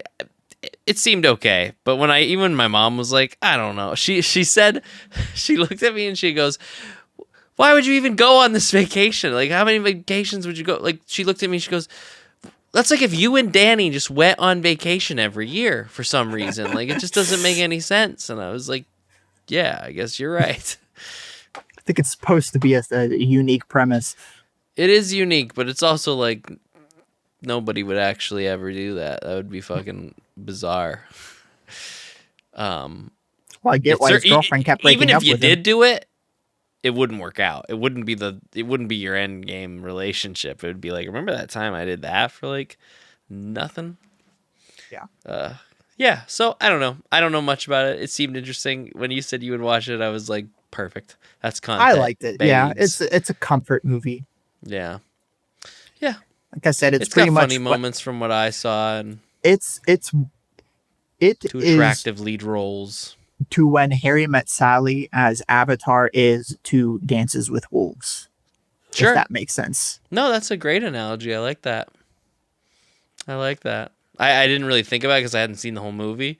But yeah, I like that. Yeah.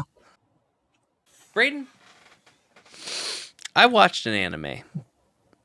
What anime did you watch, Chaz? I watched JoJo's Bizarre Adventures first season. Nani? Nani? Desu ka? So, Nani? Little backstory on this is that Brayden actually showed me this anime during COVID. Like I said, when the world's falling apart. I forgot I introduced it to you. You did. Like, I knew about it, but I'd never actually watched it. It's a classic anime, so. And we watched the the first story arc in the first season, which covers you and Miranda, Jonathan, Joestar. What? You and Miranda? Just me.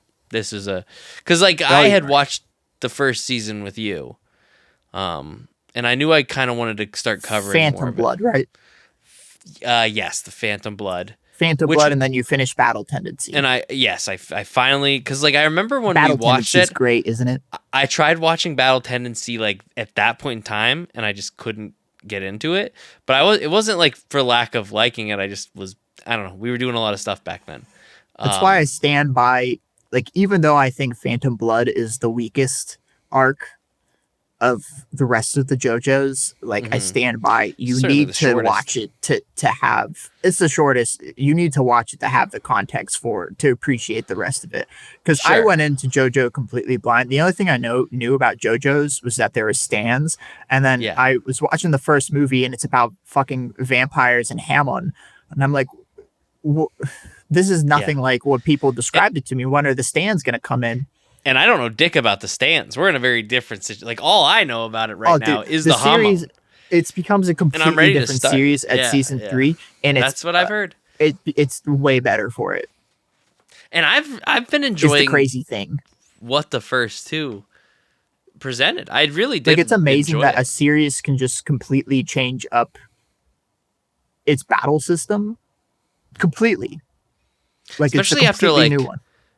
Introducing and taking 26 episodes of, like, working with Hamon and why that's like an important energy.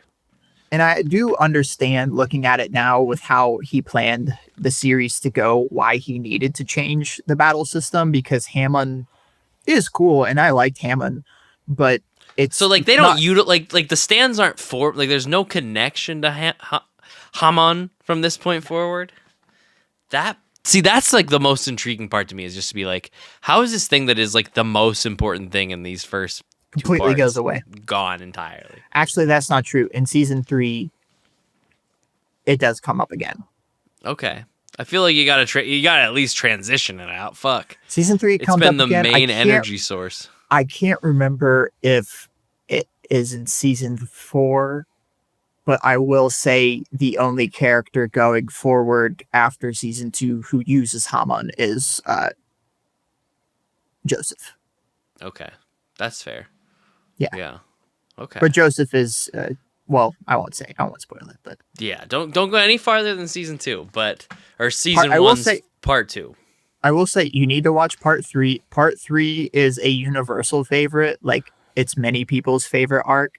My personal favorite is pretty part long 4. episode wise. Like, season 3 is long. Stardust Crusaders. It is a crusade, so it's a journey that you're gonna go on with them. But that's it's cool worth though. it. I'm ready for that. Yeah, because it's kind of crazy how much they cram into 26 episodes. Season 3 is like a full on adventure with like a monster of the week type format, where like they fight a new stand user and like get into a new creative battle each time. That's what I love about JoJo's, is that like all the battles it's very strategy based. It's very cerebral. Like, wanted to use that vocab word. Yeah, no, it's good. But yeah, it's very like they beat their opponent with their brain, not necessarily their power. To the extreme, and I don't know where things go in the later seasons, but I know with at least, because I rewatched some of Phantom Blood. I remembered most of it from our watching, but I did rewatch some of it to, like, refresh myself before I sat through the rest of it. I don't know. I think it covers a lot. I mean, it covers a lot of ground. I get why it's only like 9. It's 9 episodes, and then the second part is roughly 17 episodes. So there's more to it. Here is my issue with it was I went into it completely blind, except stands. Like, I knew that stands were in it, and I was waiting for the stands to show up. So that kind of colored my perception of season 1 a little bit, because when I was first watching it, I was like, this doesn't sound anything like the show. Am I watching the right show? It was like I was still even good. I think that's what's good about it. It's like it's still impressive. It was good. It just like wasn't what I started the show to see, because I was like, oh, the stands sound interesting, and then like we're just like talking about vampires and Hamon, and I'm like, this doesn't make any sense. But I was interested, so I kept watching it because I wanted to get to the stands. And I was like, when do the stands show up in the show? Like, is this the same show? And if that's the case, how are they going to introduce stands at this point if they're already introducing this different battle system? So like it intrigued me in that way. And then like it kind of sucked me into the story where like by the end of Phantom Blood, I was like invested in the characters and like Jonathan and Dio and stuff. And like, I do like, because when we watched it, we watched up to that first arc, and I was like, okay, this is pretty good. This is pretty compelling. Well, what I really like about it is like I'm glad I at least also knew it's a comedy series as well. Like Yeah, it's over the top. it's supposed It to be silly and not and it's supposed to super be silly. serious. I Yeah, mean, Speedwagon is ridiculous. How do you yeah, have a character with him and not be like, yeah, we're poking at like anime trends. Like we're just and he's a recurring character. He oh yeah, sticks through it through multiple parts. season 1 and 2 he's in it. Yeah, I can't remember. I think he he just might. died. I mean, he like at the end of season 1 they talk about like the years that people died and they were like Oh yeah, Speedwagon died of a heart attack. But like he's young in Phantom Blood and then he's um rather older in Battle, what's it called? Battle Tendency. Battle Tendency. Yeah, I mean, but he's a great character. But he's over the top as fuck, and it's like Yeah, these are on purpose. Like, I think it does the comedy, at least in the first season, so well. Like, it sounds cheesy, and it's supposed to sound cheesy. Anything that seems too much is there on purpose to make you like laugh. the camp is intentional. It's very Totally campy, intentional. and It's that's showing you that entirely intentional. anime is good. Anime does these things all the time, and we're shoving it in your face and showing you that even when it's over the top, this shit still Yeah, rocks. it's Yeah, called JoJo's Bizarre Adventure. It's bizarre. it is bizarre, and I don't even think it's gotten as bizarre as I think it. At least now, the first season kind of follows a trend. I mean, there's a. I'll be honest. I thought Dio was going to be more involved in the second half at some point, but Battle Tendencies is just them dealing with the Stone Mask Pillar Men, which Yeah, is the Pillar fine. Men. But I was like, "Where's Dio come into all this?" Yeah. But he Oh didn't. yeah, Theo. I know he comes back, but I just didn't know. I thought he'd make an appearance Theo is very in important this. to the whole series. Yeah, I figured. I mean, and I really, that's what I I'm do. not. Like, I don't have a lot to say tonight about Phantom Blood. We had a great time watching it. There's great characters. There's a great story there. It's very personal. It's very close. You can see that they're kind of opening the. I mean, they're opening the world a bit in Battle Tendencies with like more Yeah, people. It's less contained, and then from the way you make it sound with the third season, they open it up a great more. yeah, So it's interesting. Yeah, like part one, like I said, I think it's the weakest part, but it's still good, and like you really appreciate it by the end, and it is integral. Like you technically don't need to see the other parts to like watch a part and understand what's going on, but like that is like Phantom Blood is the bedrock of this series, and like it does a lot of times in the other parts like reference or go back to Dio and Jonathan mhm. and like their original feud. It's like Doctor Who in that sort of way, Yeah. where like you can hop in at any time, but there are going to be references that. And I thought Jonathan was boring at first, but comparing him to the rest of the JoJo's, I do appreciate him now because like that's another cool thing about this series is that like each main JoJo is a completely unique character and like Yeah. they don't have many similarities and like they have to lead a whole season.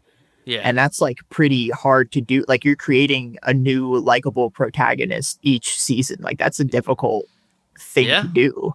And it works, and like in a way that their personalities are so different, but they still have to be likable. Like Jonathan and Joseph, personality wise, no Very different. similarities, no Yeah. similarities whatsoever.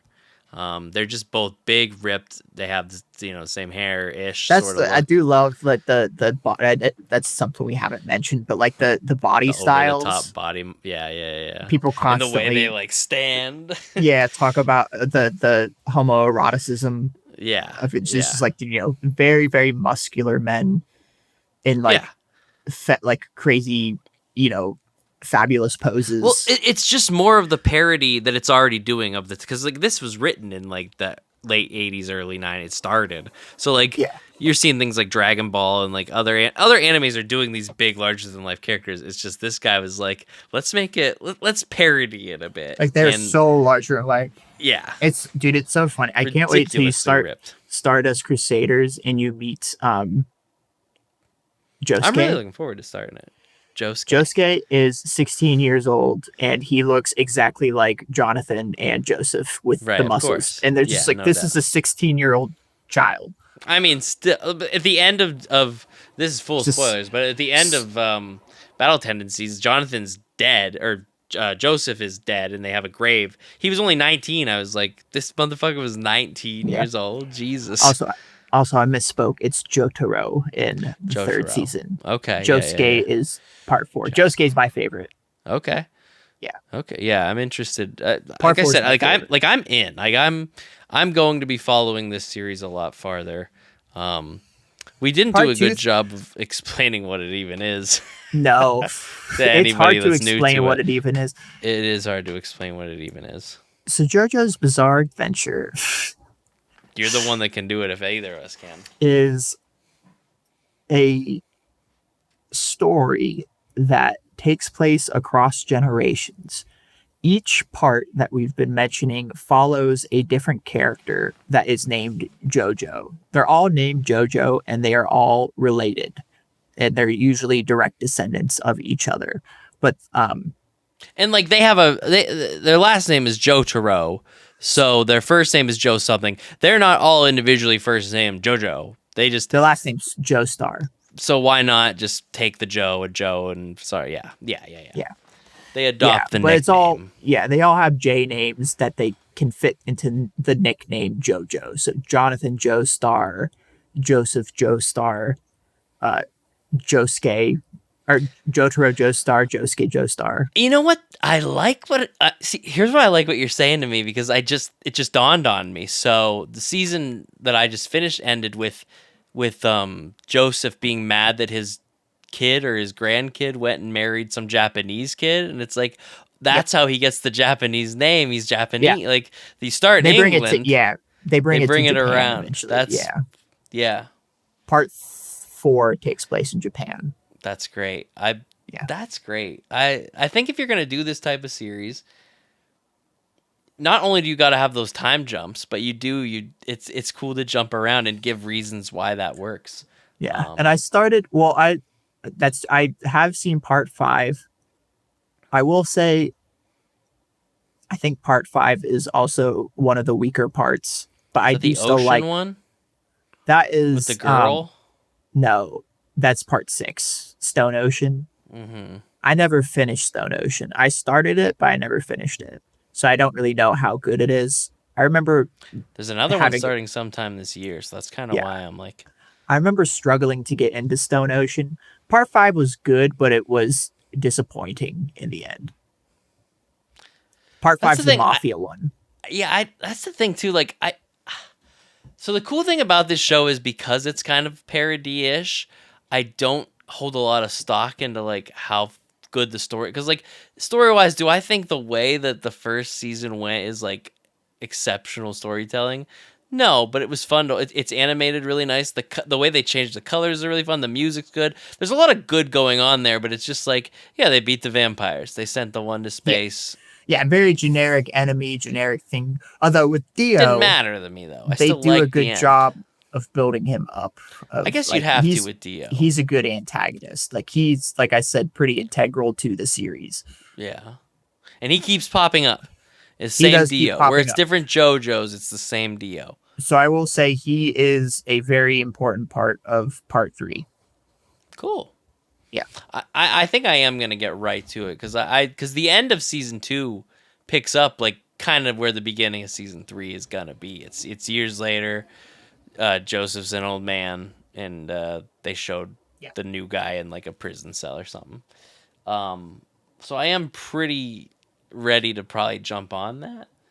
I'm interested to see what you'll think of Jotaro because he's, like I said, a very different personality. I'm interested to see how I'm going to feel about the whole series because right now, like, what I've gotten is like kind of generic anime, but because it's a parody, it's better than what it could just be. Because let's face it, Phantom Blood, though good and is the bedrock, it's just new magic system, bad guys fight good guys story, and then season 2 is like, here's us building on that. Lisa is Joseph's mother. There's crazy twists, but nothing like world shattering. It's just a fun romp. Um, but I'm Battle excited to Tendency see. was very fun. Like that is one of my faves that like I do want to rewatch it. Like Well, even though it's there's no stands, like it's just Joseph is one of my favorite he's fun. Joe He's a stars. fun main He's what character.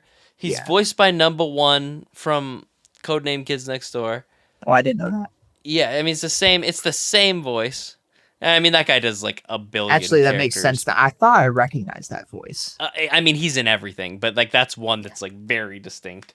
So hearing him talk like being this ladies' man, dude, I think one of his funniest lines is like after they save the bitch that he ends up marrying, they like save her from that invader thing in her body, and she has all those scars, and he's just like, "Hey, clean up those scars by the next time I see you, and we'll, maybe we'll get together." And it's just like he just says shit like that. Like this is really fun guy to listen to, and because the show's not very serious at that point, you can buy into like a guy being like that character. Yeah.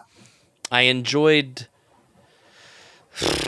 what's his face, the grandson of the dude from the first season. I'm blanking on names here. The grandson of the dude from the He's first like the season. other dude. Hold on, I'll get it. Caesar. So Caesar's fun. Caesar, I was surprised he died as early on as he did. I thought he had a good I was like, oh my god, is Caesar gonna beat this this Wamu guy that we have the deal with? So that's We're another jumping all fun over this thing. series. This is full spoiler jumping around talking about things. Yeah. I don't know. I do say that's just another fun aspect about this series is the way they kill off characters is that like it's very sudden. They'll kill off like important main characters that you did not think they would kill off, and then like there's been times sometimes where, they'll come back. They made it seem like sometimes they'll come Speedwagon was dead at the beginning of season 2, but he wasn't. They do both fake out deaths and real deaths, and you won't be able to tell the difference until like time has passed. Right, yeah, the fake out deaths are just like when Lisa's it's like the end couple episodes of the season and she's getting like killed by the leader of the vampires. I was like, "Oh my god, they just straight up killed this bitch." They didn't, but it looked like they did. And you're never really sure because everybody's got a strategy up their sleeve. So you're like, is she going to undo this? Is he going to undo this? It's constantly in a very parody anime form. People just being like, aha, aha, aha. Well, I think I've heard it best described as like JoJo's fighting system is like when you played like soldier or like played fighting games or whatever, like pretend imaginary fighting games as a kid. Where like, well, I shot you with my pistol. Well, you didn't shoot me because I have a shield. Yeah. Right. Well, my pistol actually bursts through your shield because it has special bullets that go through. Well, my shield actually has special countermeasures that like it's just like like they're just making this. There's like, always something trick. I mean, like ace up their sleeve every time. Dude, talk about like a show that's also able to make likable characters out of like some people. Like, okay, so Stroheim, the fucking German guy, the Nazi that you're like, this guy sucks. You are rooting for him. He's actually a great character. He comes back, he blows himself up. So when he shows back up, you're like, what? And he's a robot. Yeah, he's and you're like, whatever. Oh my god! And like he the one vampire spoilers, but it's so all over the place that you're not gonna be fucked up by it. That like you can still watch this and you're not. I did not think I was gonna like Stroheim. A lot of stuff happens in the series. Yeah, and you just roll with it. Yeah, there is a Nazi. There is a Nazi. He is a full-on Nazi. Full-on Nazi. That they become. And that's kind of what makes him endearing. They're not like friends with him. But they are kind of like begrudging. They work allies. together. Yeah, they work together. By the end, they're basically I will say buds. at this point as well, this is like 1938, 1939. Yeah, full Nazi. Most people, but still at this point, most people were just like, the Nazis are just like a radical political party. They're not like, they haven't been associated with like the Holocaust or anything at this point yet. So like we can kind of forgive it. Yeah. Yeah, and I mean, and that's the thing. They present him as this really, like, determined... The first Pillar Man that they're trying to fight, he's just, like... He wants to save his country, so he'll do everything in his power to stop it. He's genuine. That like, we're going to... He's a genuine guy. I mean, kill this threat, yeah. Yeah, he's doing it for Hitler, but I mean, he cares. Right. It's just, and he's great. I mean, he lives longer than Caesar. Caesar dies, gives his hormone away to Joseph, but like von Stroheim is there at the end. Von Stroheim Yeah, builds his Joseph a new freaking arm. cyborg ass self. And like, why at that point when he shows up? Because first he shows up and you're like, how is this guy alive? He blew himself up, and then it's like he's a robot, and it's like, He's a okay, mecha Nazi. why not? Why not? Like, there's a lot of why nots in this series, and where other shows you could say like, you hate that. I'm like, no, this is the tone of this series makes whatever, like, the crazy shit that happens. Plus, Just be like, it sets itself up to be that, so it's forgivable because it's supposed to be ridiculous. It's called JoJo's Bizarre Adventure, and it never explains the title, but once you watch the series, you get the title. Yeah. And I'm excited to get into the series a little more to see, because it's like, it's popular.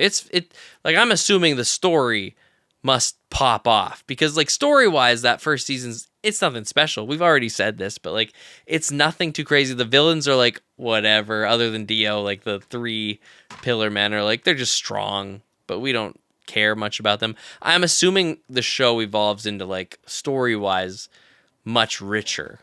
Yeah. It expands.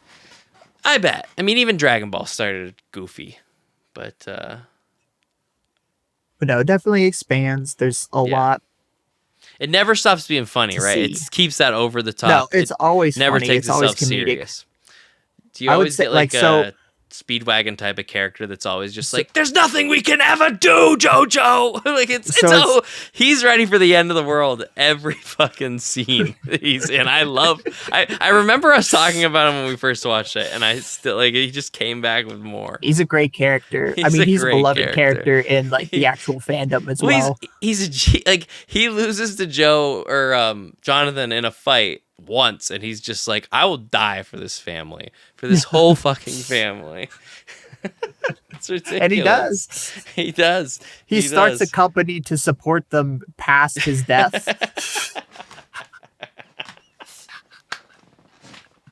Yeah, that's fair. He loves them.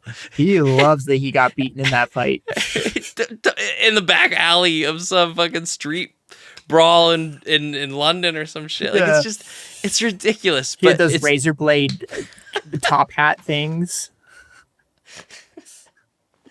And, you know, he meets Jonathan, or he meets Jonathan's dad for like 10 minutes before this motherfucker dies, and he's just like, I know a good family when I see one. And you're just like, why not? I'm going to dedicate my life to my life.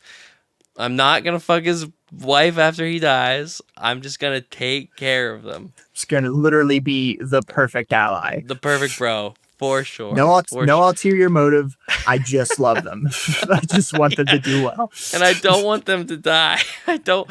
I love them. I know they're the best, but in every scenario, I don't think they're gonna make it out alive. And I'm gonna vocally complete lack of faith that. in their skills. Yeah. Yeah, he's constantly just like, there's nothing you can do, JoJo. You know, every time JoJo's like, I got something to do. Every time. There's something we could do. Yeah. Dude, he was falling from space at the end, and I was like, how does he live? And it's just like, I fell into the water, and they found me, and they fixed me. What are you talking about?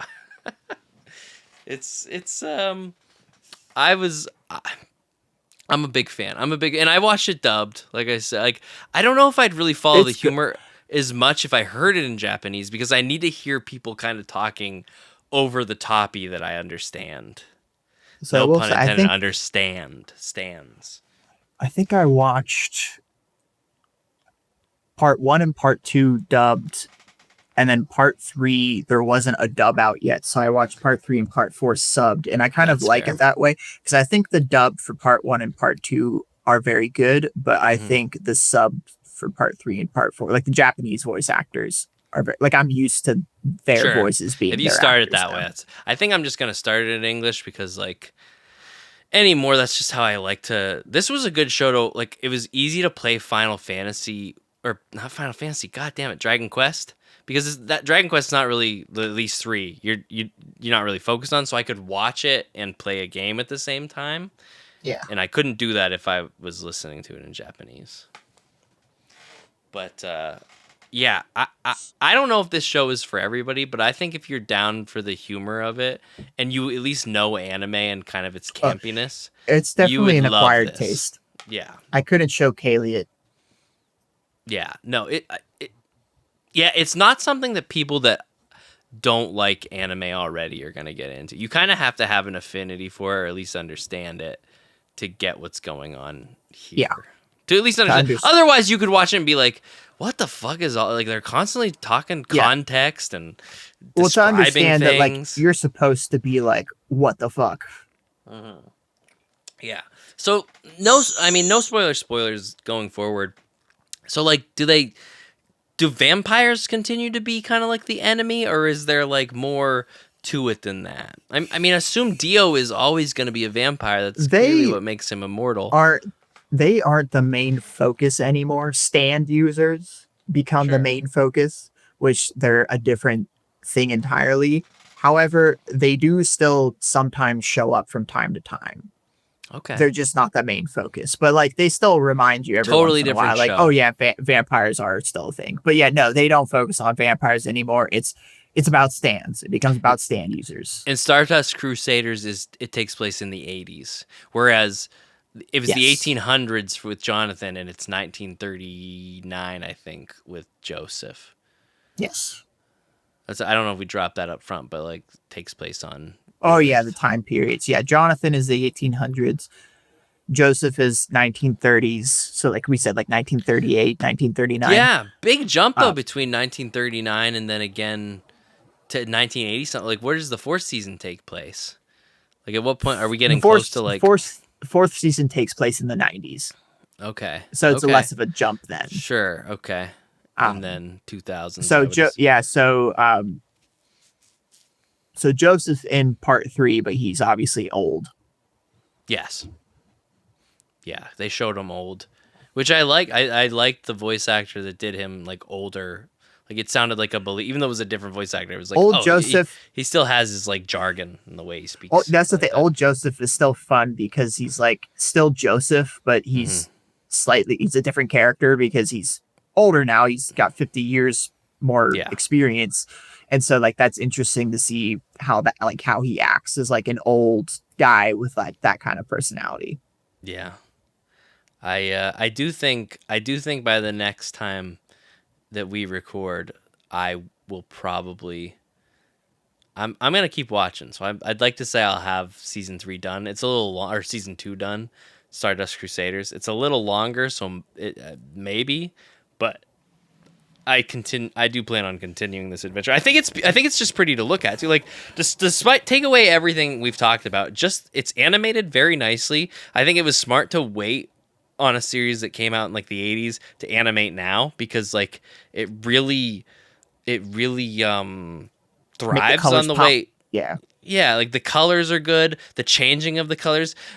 I love that, like, depending on the lighting in the room, like, whole colors could be different. The battle scenes are very, it's reached that post-Attack on Titan era animation style, so like battle sequences are just really well choreographed in it.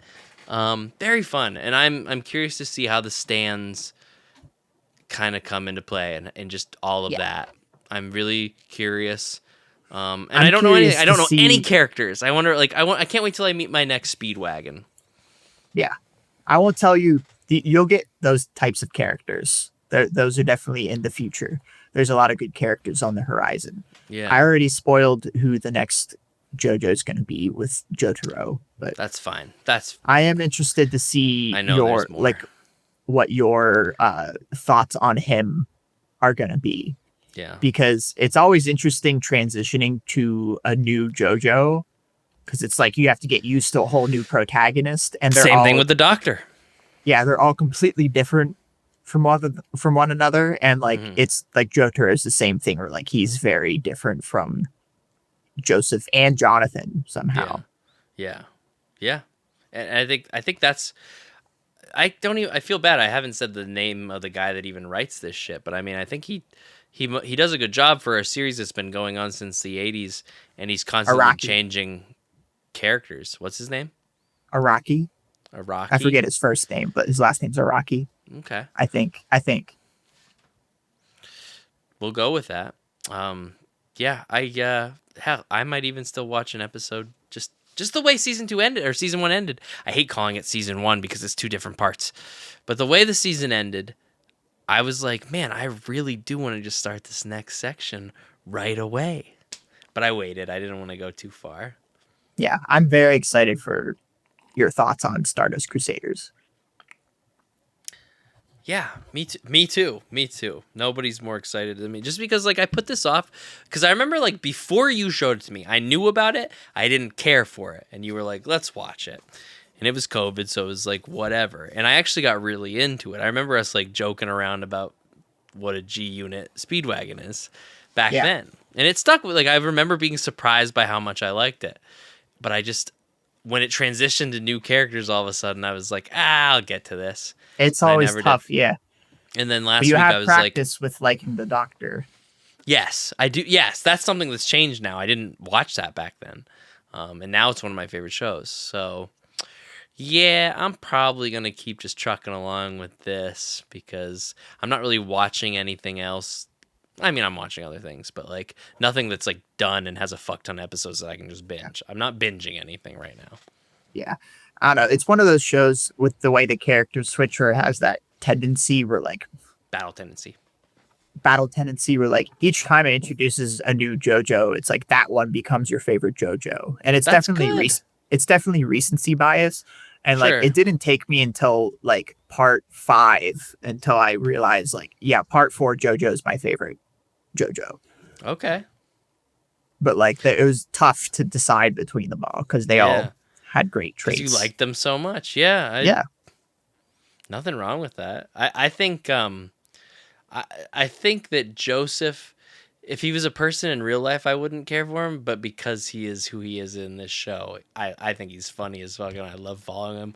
And honestly, if I play a D&D campaign, I want to be a character that like acts like him.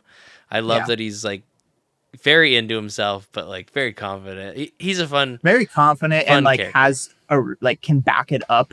Like he's Yeah, confident because he does have it handled. Like yeah, he does have a plan. yeah, yeah. He really does. Even when he doesn't, he'll admit like I didn't. It was just lucky, but hey, I'm rolling with it. Yeah, he's a trickster. He's the trickster Joseph Yeah, or yeah, JoJo. yeah, yeah. He's a trickster, that Joseph. Yeah. So I'm in. I mean, I'm in. I was already kind of in, but like COVID was 6 years ago, so I had to catch up. But I think now I am in. Well, my original plan was to watch Two Stardust Crusaders because I thought like all the stories would have like not as many episodes, but then I was like, oh fuck, that has like 50 episodes itself. I'm not getting that done in a week. But it was easy to do this. I was just like, I just have to watch 4 episodes a day, and I'm into it, so that's pretty easy. Yeah, and they kind of they go by quick. Like They do go by very pretty quickly. manageable Hmm. stories, especially with like season 2. The pacing gets better, where it's like I'm totally. I think the new season of it's supposed to be coming out maybe in the next couple months. I'd love to watch that as it airs, but I don't know if I'll be able to get through all of it. My autism cycle is gonna cycle out of this before I know it. I'm sure. yeah. Yeah. Season 3 is pretty easy to get into. It adopts the monster of a week format where I it's can. just like who's the new stand user, and then like you learn how stands That's work a good way to do basically. it when you're resetting your magic system and Yeah, just world entirely. Anyway. it's cool. You fall in love with your main character stand, and their Yeah. allies will have stands, and Yeah. it's cool to see how they find new ways to use them. I'm excited. I'm excited. I don't know. It's later than I thought, so I might not watch one tonight, but I definitely will probably watch one in the morning, maybe more than one. Yeah. Tell me what you think. I probably will. I'll probably text you as soon as I cover a good chunk of it, get a real idea of it. But yeah. I would so yeah, to end my thoughts on JoJo's Bizarre Adventure, at least season 1, quality anime if you're into anime. I don't think if you're not into anime, this is for you. But if you If you've are, never I think seen you an can anime appreciate it. before, I would not recommend this anime to someone who has never seen an anime before. before. This is not a beginner anime to get into. No. You gotta be versed. You gotta have been doing this for a number of years. Yeah. To get it, to roll with some of the really things that get happen. it. I think you just wouldn't like it. Like, I think you'd be annoyed by it if you didn't get it. If you don't get the humor, it just comes across as cringy and just like, what am I watching? Like, this is weird. Yeah. Like, if you didn't watch anime and I just had the audio on and you just heard it from another room, you'd be like, what the fuck is going on in there? Yeah. So that's my final note. For an anime watcher, 10 out of 10 for me, but for a non-anime watcher, could frighten them away from anime even more. Could do more damage. Yeah. They could be like, is this what all anime's like? No. This is weird for an anime. And that's why we like it. Or I should say, anime can get pretty weird. It's one of the weirder popular animes. Yeah. There's something there, though it is so weird. There's more to it than weirdness. It's honestly crazy how it blends weirdness with like great character moments as much as it does. It can be serious. Like, it can take itself seriously when it wants to. Yeah. That's what I think kind of helps it, is it's like very sincere with it, where like you can never tell when it's trying to be funny or when it's just trying to be itself. Like, it's not doing things to necessarily get a laugh. It's just like, it's gonna make you laugh because this character's acting crazy. Yeah, I laughed a bunch out loud, like practically like the Barbie movie, just me laughing in my living room, just at like stupid shit, like stuff that isn't even really all that funny, but it just is. I don't know how else to describe it. I like the part when he dresses up as a woman. It's like a maid to sneak into the Nazi base. This giant, muscular 6-foot dude. Yeah, it's great. It's oh, hello, boys. and he's just doing the bit. Yeah, and his voice is it's riddled with shit like that. Riddled with it. Even at the most serious of times, it can be a very serious moment, and it'll be like, time to be goofy. One more little thing I'm gonna say, and then we probably should cut her off, but I also like that you can tell that they recorded this like together. Like, you know how nowadays like people don't record together at a time.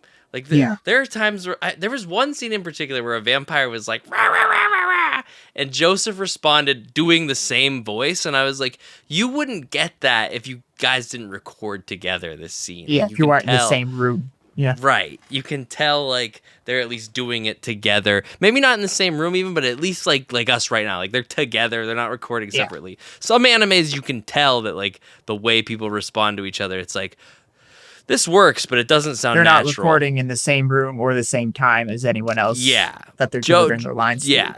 You can tell with this, and I think that's cool. I don't know if they still do it, because I'd say these episodes are at least 10 years plus old now, but oh yeah. Noticeable, and I appreciate that. And I appreciate this show. That's where I'll end on JoJo's great show. Bizarre Adventure. Check it out if you like anime and you haven't watched it already. And if you have, let us know if you like it. Talk to us. We'll talk to you back sometimes here and there. How about it? Well, Brady, how about it? That's all I got for the show tonight, and I will say that's all I have. That's a big one. So we filled it out, and I still have things to talk about if I needed to. Isn't that a beautiful thing? Isn't that a beautiful thing? That is a beautiful thing. I do have a few things I'm going to tell you off air, but with that, that's our show. Yeah. So.